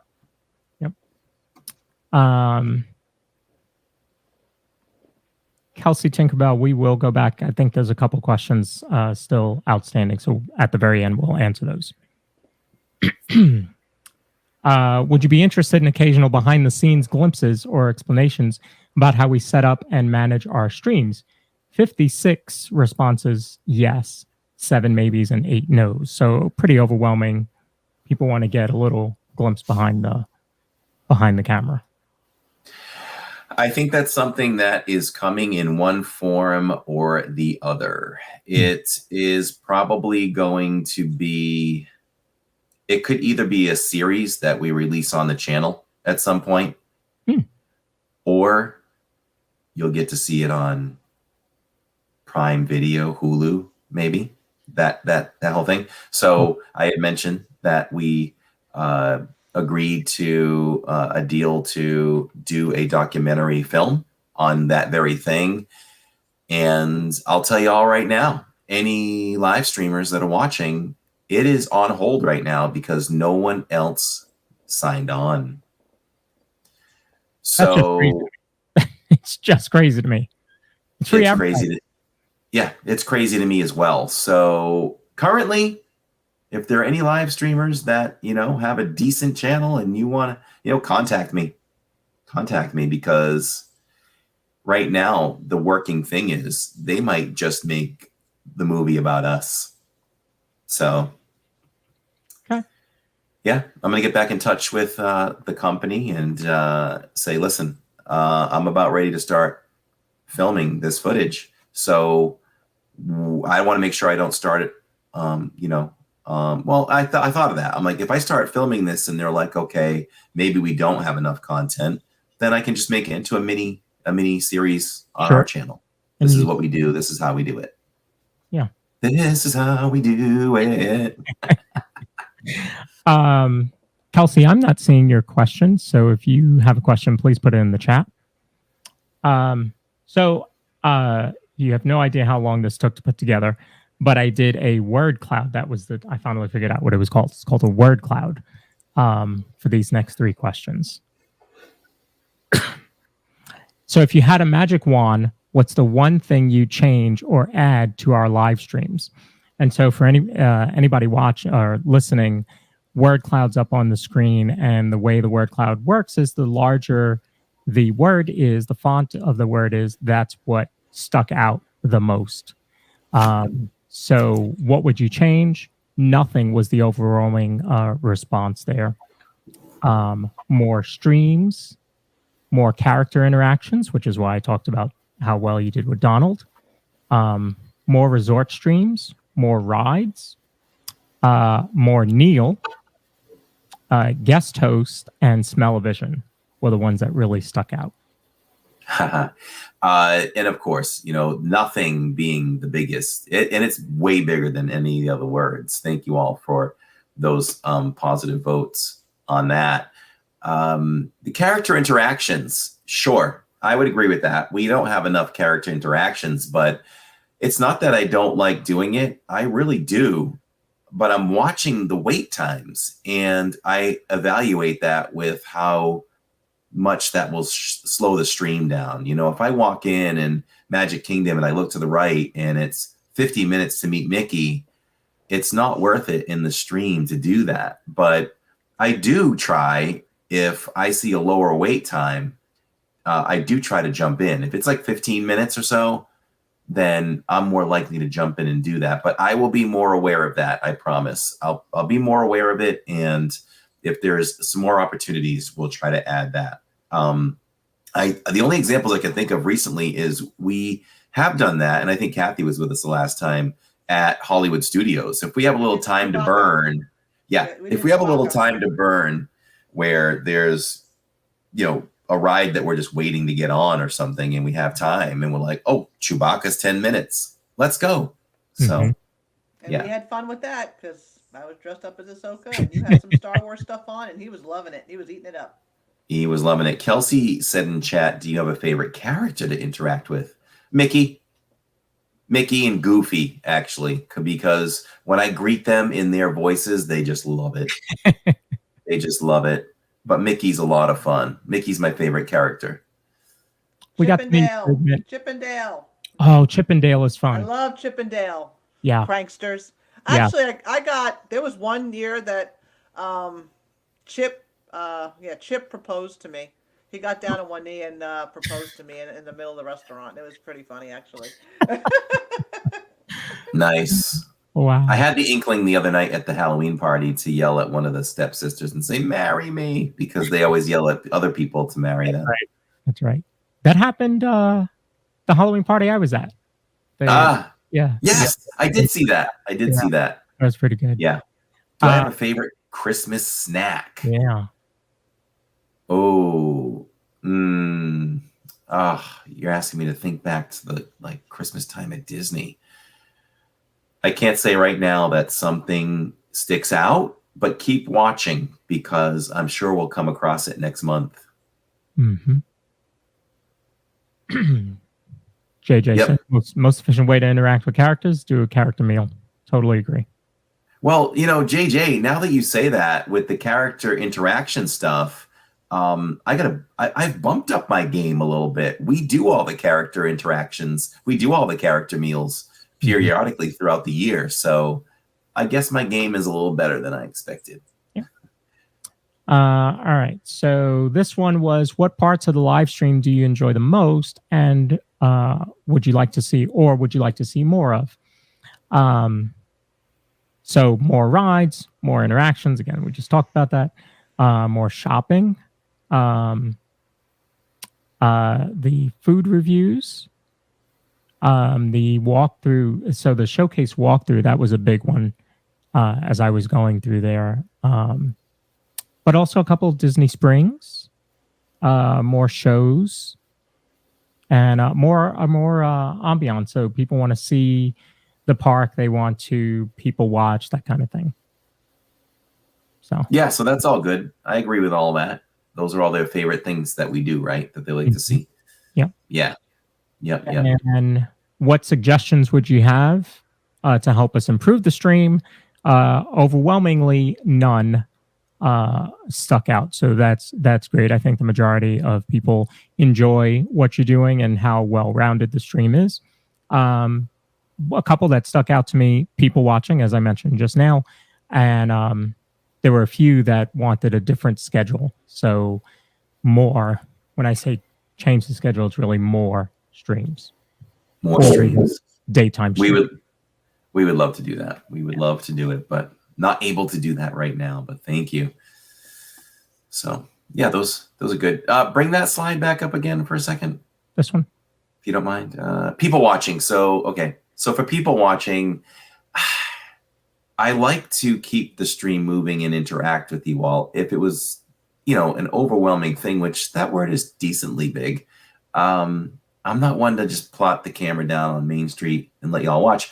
I do it a little bit at the end of the night, or if we're eating and I think we're going to be at that table for a little bit and it's an outside table or something, I'll flip the camera so you all can watch people a little bit. But I get a little uneasy. I feel like I'm not entertaining you all enough, but maybe that's not true. JJ Diz Park says he's really good tonight. Join us in the live streams in the parks. I've never seen you before. If I want to people watch, I will go to Walmart. I like the ambiance of the rides and the buildings and theming. Have you ever seen the World Showcase walkthrough that I do, JJ? If not, join us at Epcot next time.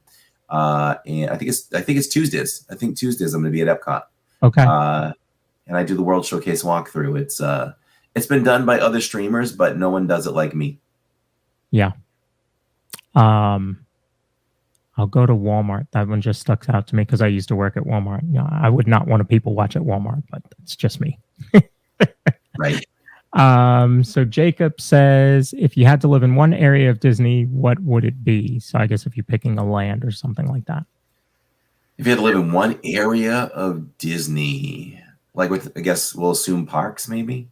Yeah. Talking Parkz. One area.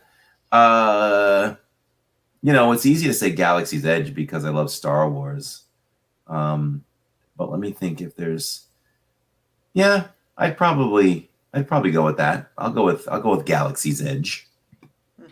The castle for me. Give me the castle.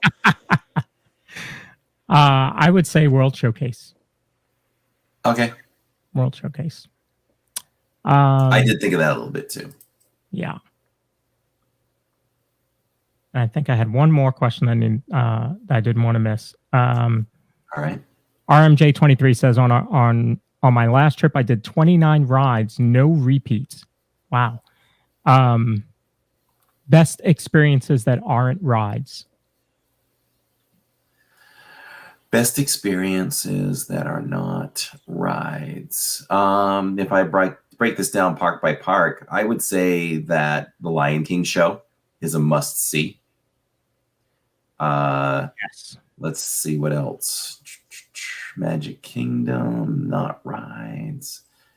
I mean, there's not really much going on besides dinners, rides, and the nighttime spectacular. So I guess I'd go Happily Ever After with that one. For Epcot, I think it's the World Showcase itself. Yeah. There's just so much there. And for Hollywood, non-ride experience, it might be. Fantastic. Yes, that hands down. Fantastic.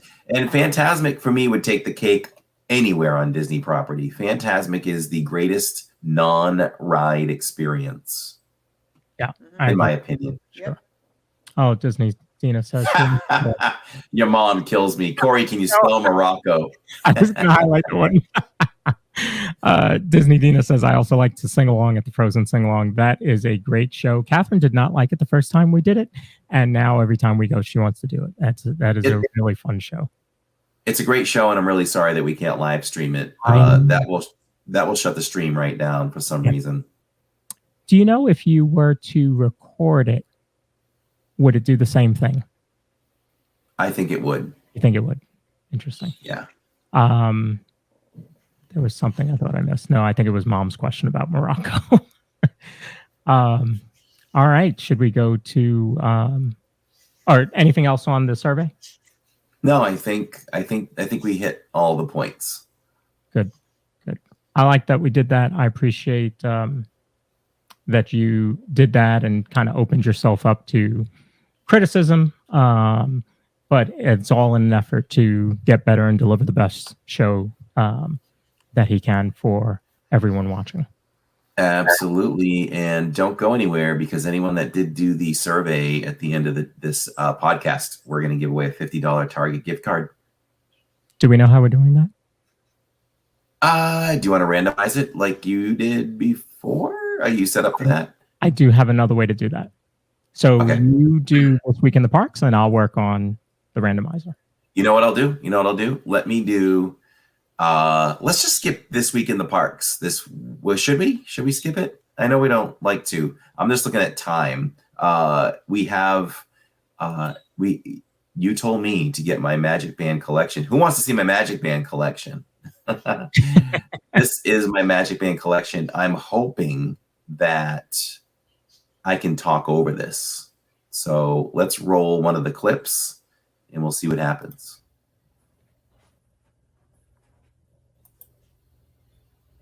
All right, I think I can talk over this. Okay, so here we go. This is my trophy display. And what I mean by trophy display is these are my rewards. These are my trophies that I look at to show me how successful the channel is. Because if the channel wasn't successful, I wouldn't be able to spend some money on some of these things. So after we take care of things and everything, there's some money to enjoy some things. And so this just reminds me and puts a smile on my face that all the work that's put into this channel, these are the rewards. And there's a little taste of the mugs, a little bit.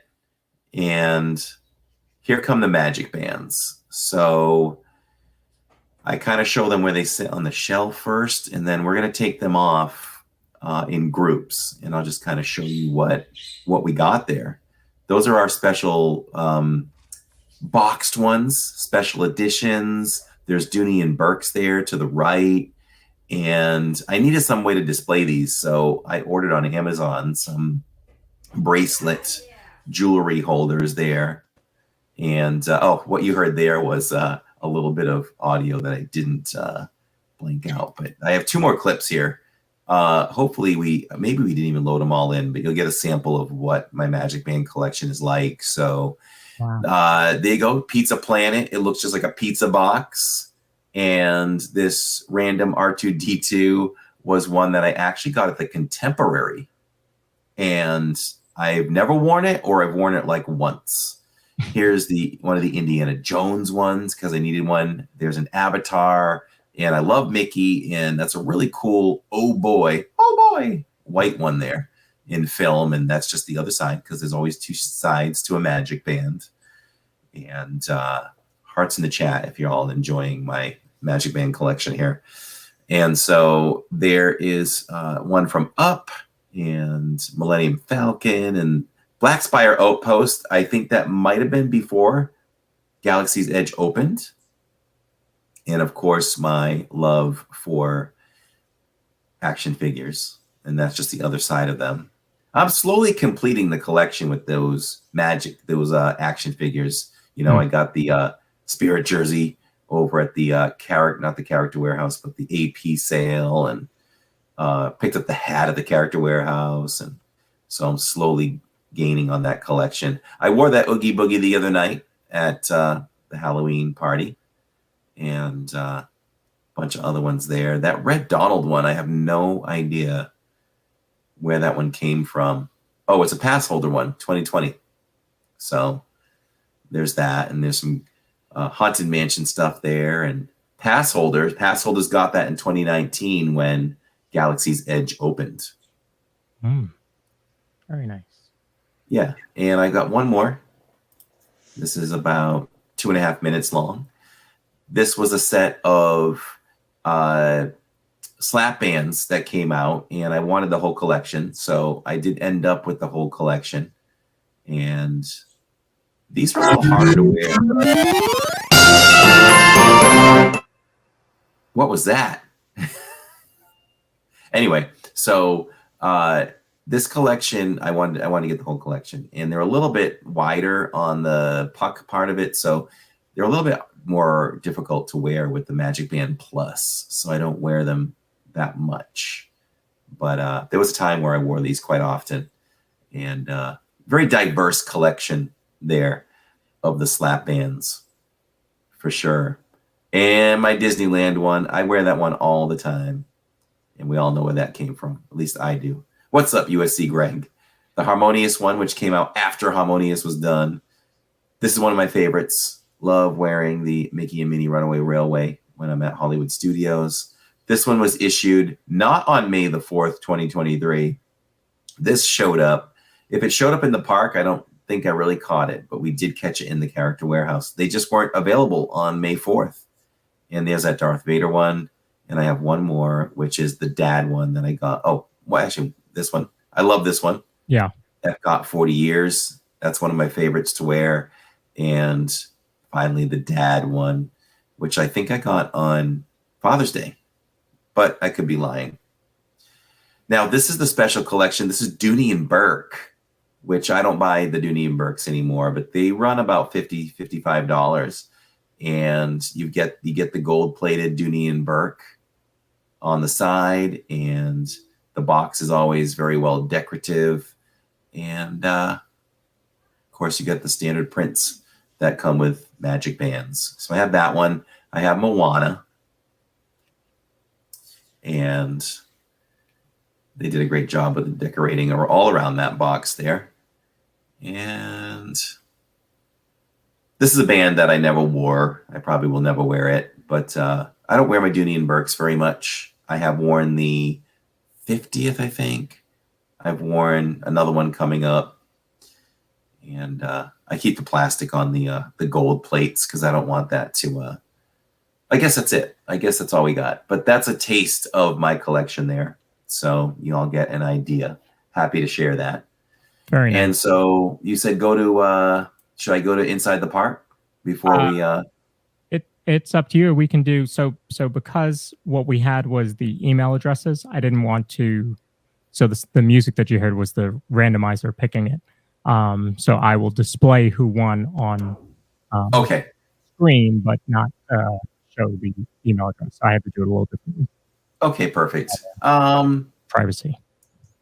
Absolutely. We'll hit on Inside the Parks really quick because I don't want to keep you all too long. We're heading up to 2 hours, so I don't want to keep you all super long. So we will hit Inside the Parks quickly, and we'll announce our winner.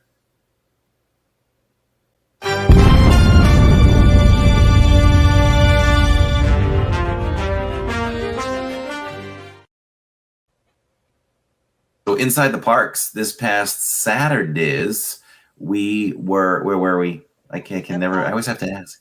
We are at Epcot. We are at Epcot, and I don't know what happened there. Taylor Dane. Taylor Dane was amazing. We were able to get front row, and she really rocked it out, and I'm really happy. Again, I look at that as, I could have gone wide angle the whole time and just shot the show like that, but I really want to make people feel like they were watching a concert video or movie, and I think we accomplished that. I was able to follow her really tight and close and back it out. So from a technical standpoint, I thought that was really great. It was just an overall really fun day. Ate at Regal Eagle again, which we really love. You can't go wrong with some Regal Eagle. Let me know if I missed anything, Kathy or Lawrence, on that particular day. Soarin'. So with Soarin', I think that I can't really point the fingers at the cast members too much, but I thought about how could this have been done better, because Kathy is claustrophobic. So once she buckles in, she needs this ride to go off as quickly as it can. And I tried my best to try to calm her down and try to get her to breathe. She was hearing nothing. She didn't even hear me. So I did hear you. Okay. It's just when you fight anxiety as badly as I have it, it's very hard to the external stimuli just it's hard, really hard. It's too much. That's right. And Joey Fatone, I got to jump back for a second. Joey Fatone was sitting behind us a few rows. I got to touch Joey Fatone. And Taylor she tried to give me a high five, but she kind of missed and then backed off. But Joey Fatone got up there. Honestly, I think he was just hamming it up. That wasn't rehearsed or anything. He was just having a good time. So that was a nice surprise. And I was really happy for everybody in the stream to get quite the surprise as far as that goes as well. But back to Soarin', I was thinking, how could this have been done better? Now, kind of just knowing, I'll point the fault at the cast members only for this. They observed Kathy, and they really didn't take on any urgency whatsoever of the situation. They just handled the situation just like they were loading regular people. So I think that part is on them a little bit, but I think that, and I don't know I feel like Kathy's done this before, but on the way into any of these rides, I feel like we should at least talk to the cast members involved. Okay, so you do. I thought you might have. Yeah, I have been. The Star Wars ride, I did it, and it worked because she said once those doors closed, that ride took off like pretty quickly. So that really was good. So she responded very well. Yeah. So that one, but this one, and I told them because they were standing in front of me. I'm telling them, they're looking at me. I'm like, I'm not buckling in until you guys are ready to go, because once I buckle in, you got to go. And I'm very open about that. This is my anxiety. I have to go once you buckle in. Once the ride starts, I'm fine. I enjoy the ride. It's that waiting, that being buckled in, strapped in, the trapped. It's feeling trapped. And that's what's hard for me. I'm buckled in, closed in, whatever, I feel trapped. So, but once I go, I'm fine because I'm absorbed in the ride and I do like it. But, how many times do I have to tell you, you better go, and just don't walk around and, go to all the other rows once I buckle in, because you told me we were ready to go. So I buckled in, and then they go into the ride in front and they're going, I'm like, what happened to go? What happened to go?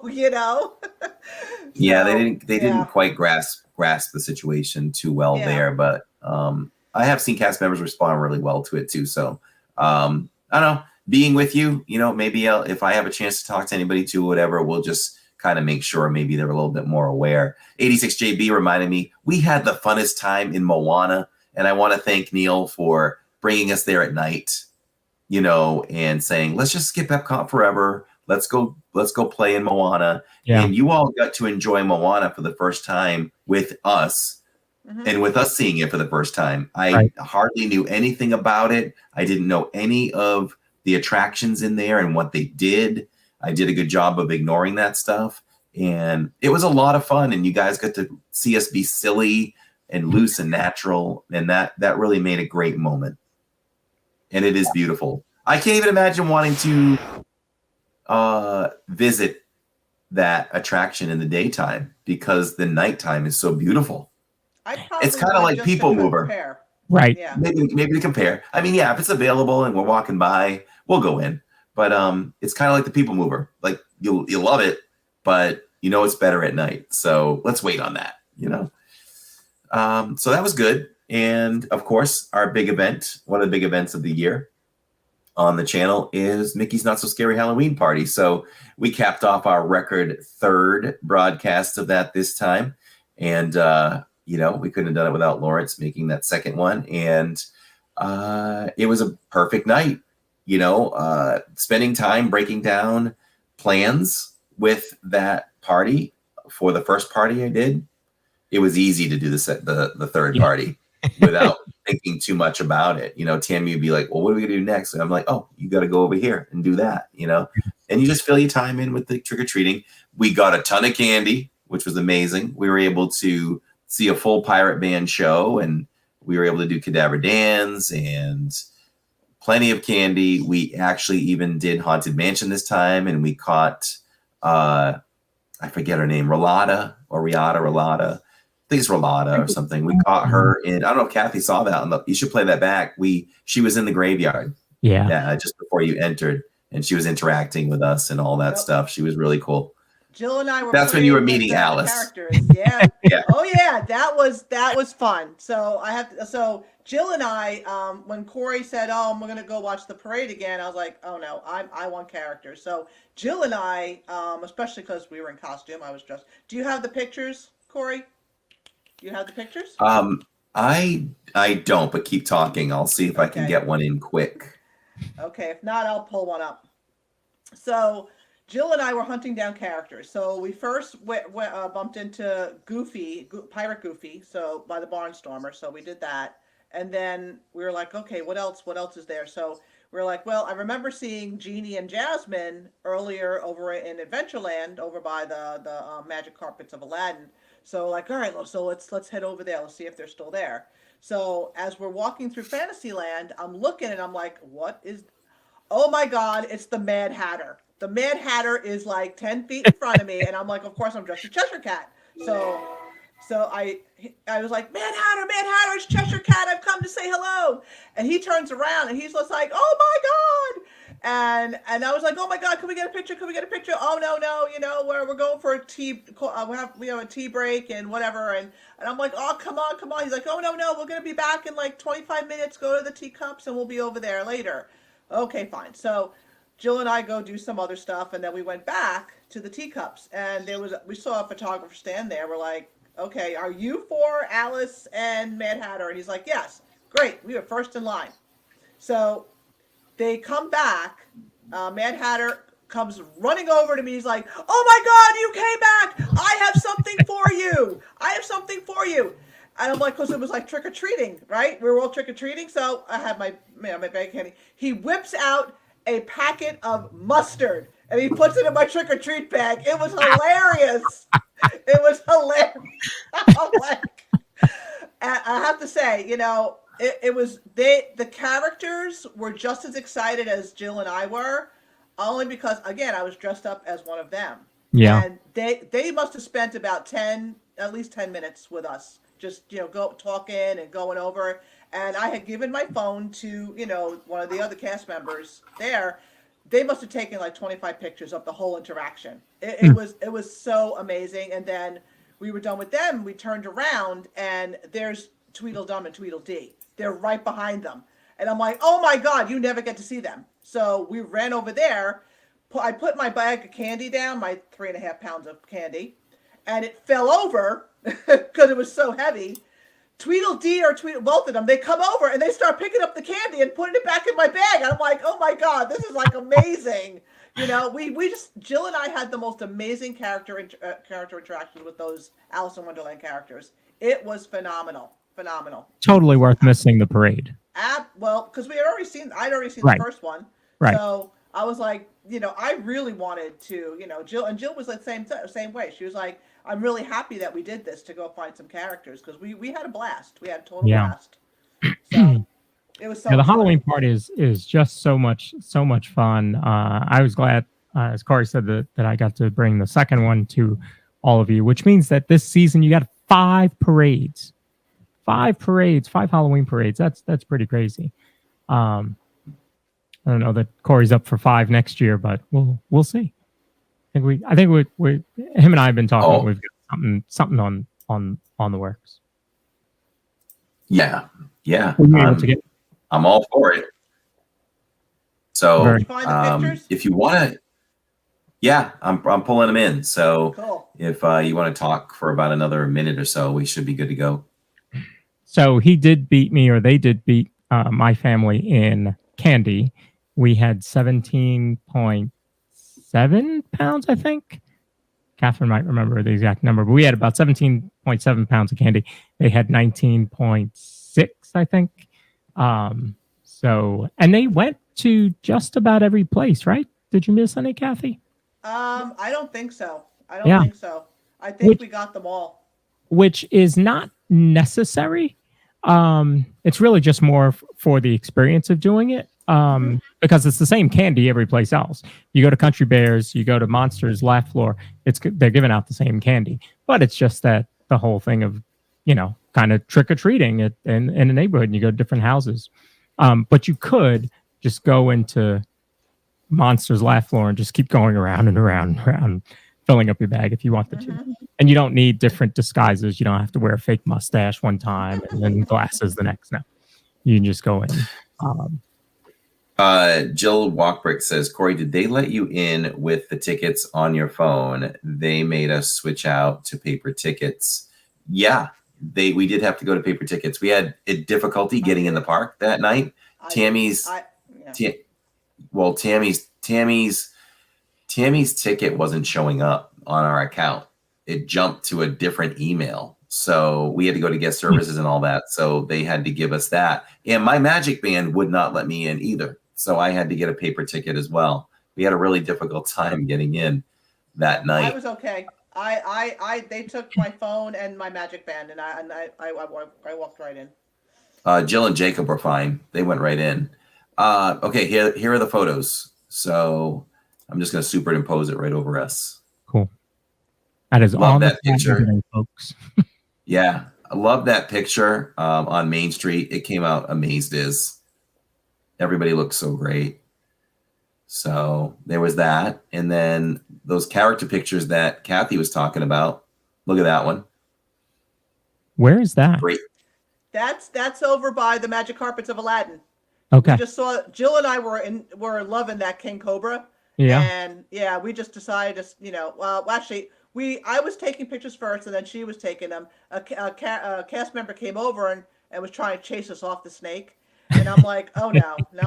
So like, hey, while you're standing there, can you take our picture? So there's Pirate Goofy. Pirate Goofy. Oh, there's the Tweedledum and Tweedledee. That's nice. Yeah, this is the last one I have. Especially because you don't see them often. Yep, and there's the Mad Hatter, Alice, and we're all Jill's channeling her cat ears for me. Yeah. So those are those photos. So lots of fun. Love doing it. And we'll be back next year to do another at least one. And I'm sure you'll go too. So yeah. I'm definitely going again. I'm hooked. As soon as I left, I wanted to do it again. I'm like, I love this. You know, this is great. Had you not done one before? Nope, that was my very first one. Oh yeah. And she got to dance in the Powerline group. Yes, so. I did. I was trying to mimic the girls' choreography, the one that was in front of me. You did pretty good. I was trying. It was funny when she did that kick up thing that she did. I looked at her like, I ain't doing that. She goes, girlfriend, this is my choreography, not yours. You don't have to do it. I was like, did she? Yep. Nice. Jill as Mavis was perfect, says JJ. Yes, and she didn't even need a wig. It came with a wig, and she's like, my hair is better than that. I know. I was like, why even bother with the wig? When you first showed me that picture, I'm like, oh, she doesn't need a wig. That's like her hair right there. Yeah. You know? No, that was good. Yeah. And we had matching stripes. Yeah, I noticed that when I saw the picture. We had matching stripes. Yeah. So, yep. Nice. All right, is it time to pick a winner? It's time to pick a winner. Let's see. I'll give you a drum roll.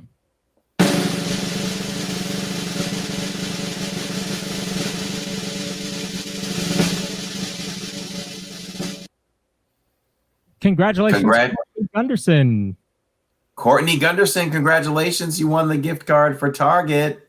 And I don't think she's in chat tonight, but we're still going to give that one to her anyway. We usually want people in chat, but tonight we're breaking the rules. And it was really nice. Saturdays we met Courtney finally, and she was so sweet. And her dad was so sweet too. I got a chance to talk to him on the side, and always happy to meet you all. And it was great to meet her. So congratulations, Courtney. We'll have to make sure Courtney knows that she won, and she just needs to email us at livingindiz@gmail.com. So we'll make sure we get a hold of her. I'm sure she'll be in the next live stream. Yep. And we'll let her know. So, well, 2 hours and 13 minutes. We broke the record, I think. There you go. Maybe. But it was worth it. This was a lot of fun being able to answer questions about us, show your Magic Band collection, let people get to see a little bit more of who we are, and ask us questions, which I think is great. And if people have questions about the Parkz, they can always ask us, whether it's opinion or whether it's knowledge. You can reach out to us. You can email us at thedizpod@gmail.com. And we will certainly answer your questions. And of course, we got a lot of people love the interaction, and we interacted way more with the chat than we normally do on a podcast because of what this was. So, and that's one of the great things about doing it live and video, is that we can still interact with everybody, which is great. Well, we have another question. Brandon's Recovery is asking us, do we live in the Parkz or outside the Parkz? We live outside the Parkz. We don't live in. I wish we lived in the Parkz, but but we can't. But we live out. Corey and I live in Florida. We live about an hour away, so we're there quite frequently. But thanks for your question. I'm a little so the idea of living in Diz just came about because I felt like, well, people are going to see us enough on a weekly basis. It's kind of like we're living in Disney, So that's really how it came about, living in Diz, DIZ. I almost pulled the first clip where you called it the wrong name. I looked at it today and I almost pulled it. And the kids never let me forget it either. I mean, very first words out of my mouth of the history of this entire channel, I said the name wrong. Welcome to Living in the Diz, or Living in Diz. Yeah, I did. But it was great.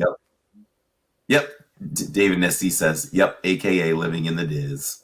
So it's been 5.5 years, everybody. Thank you so much for coming along with us, whether you just joined today or you joined 5 years ago. We appreciate everyone, and let's just keep this ride going. We have 480 podcasts to go, and we have 1,000 streams to go live from the Parkz. So we'll be here for all. Let's keep it going. We love you all. And our next live stream is we are in Universal Studios on Saturdays. So watch the notification times. That's always a later stream to start. But when Kathy comes with us, there's a little bit more of an opportunity to go live a little bit earlier. So just look for that. Yeah, let's coordinate it maybe ahead of time, maybe tomorrow or something. And we'll kind of have an idea of when we can go live. We should be able to work that out. And we have to ride the train this time. The train. I want to ride the train. Ride the train. If you have not subscribed, go ahead and subscribe. This way you know when he goes live on Saturday. That's right. That's a perfect time to hit that fit like that button. in. That's right. If you're getting enjoyment out of this content, make sure to hit the like button. If you breathe, subscribe. You know, there's so many things. If you're a human, subscribe. And happy Halloween, everybody. That's right. Our Halloween show.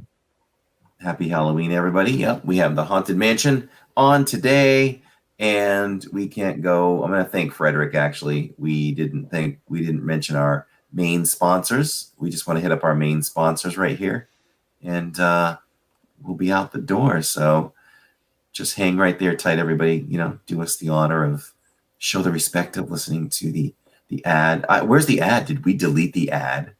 No. It was there a moment ago. I don't see it now. Okay, I'm in the wrong spot. Here we go. All right, everyone. If you're looking for a home that offers the perfect blend of luxury, comfort, and convenience, look no further than the exclusive range of properties located near Disney World. Victor's homes are situated in the heart of Orlando's most sought-after neighborhoods, offering easy access to all the attractions and amenities that make this city so special. And with stunning views of the Magic Kingdom fireworks from your backyard, you'll never miss a moment of the action. Victor Naraki is a licensed realtor with Vision Home Real Estate, LLC. He is here to help you find the home of your dreams with over 13 years of experience. Go to DisneyAtYourDoorstep.com. That's DisneyAtYourDoorstep.com. And make sure you let him know that we sent you. If you're planning your next vacation, consider booking with Your Magical Adventures Await. Claudia is a Disney travel agent who can create a magical adventure to any Disney park worldwide, including Walt Disney World, Florida, Disney Cruise Lines, Alani Resort in Hawaii, and guided group vacations with Adventures by Disney. She can also plan trips to Universal Studios. And the best part, if you book with her, her services are free, and she just might save you a few $100s. Disney pays her to create a seamless magical adventure for you, and her availability is unmatched at Monday through Friday, 9 a.m. to 8 p.m., and Saturday and Sunday, 12 p.m. to 6 p.m. Make Claudia interested in your magical planner today. From Your Magical Planner, Your Magical Adventures Await. 956-455-8049, and she's a great follow on Instagram, Claudia Anderson, all one word. All right, everybody. It's another one in the books. Love it.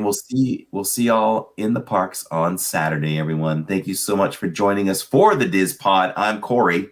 I'm Lawrence. I'm Kathy. And that's the DIZ Pod. We still haven't figured out the ending part of that, but we will see you all really soon. Thanks for joining us for this extended version, the very special version.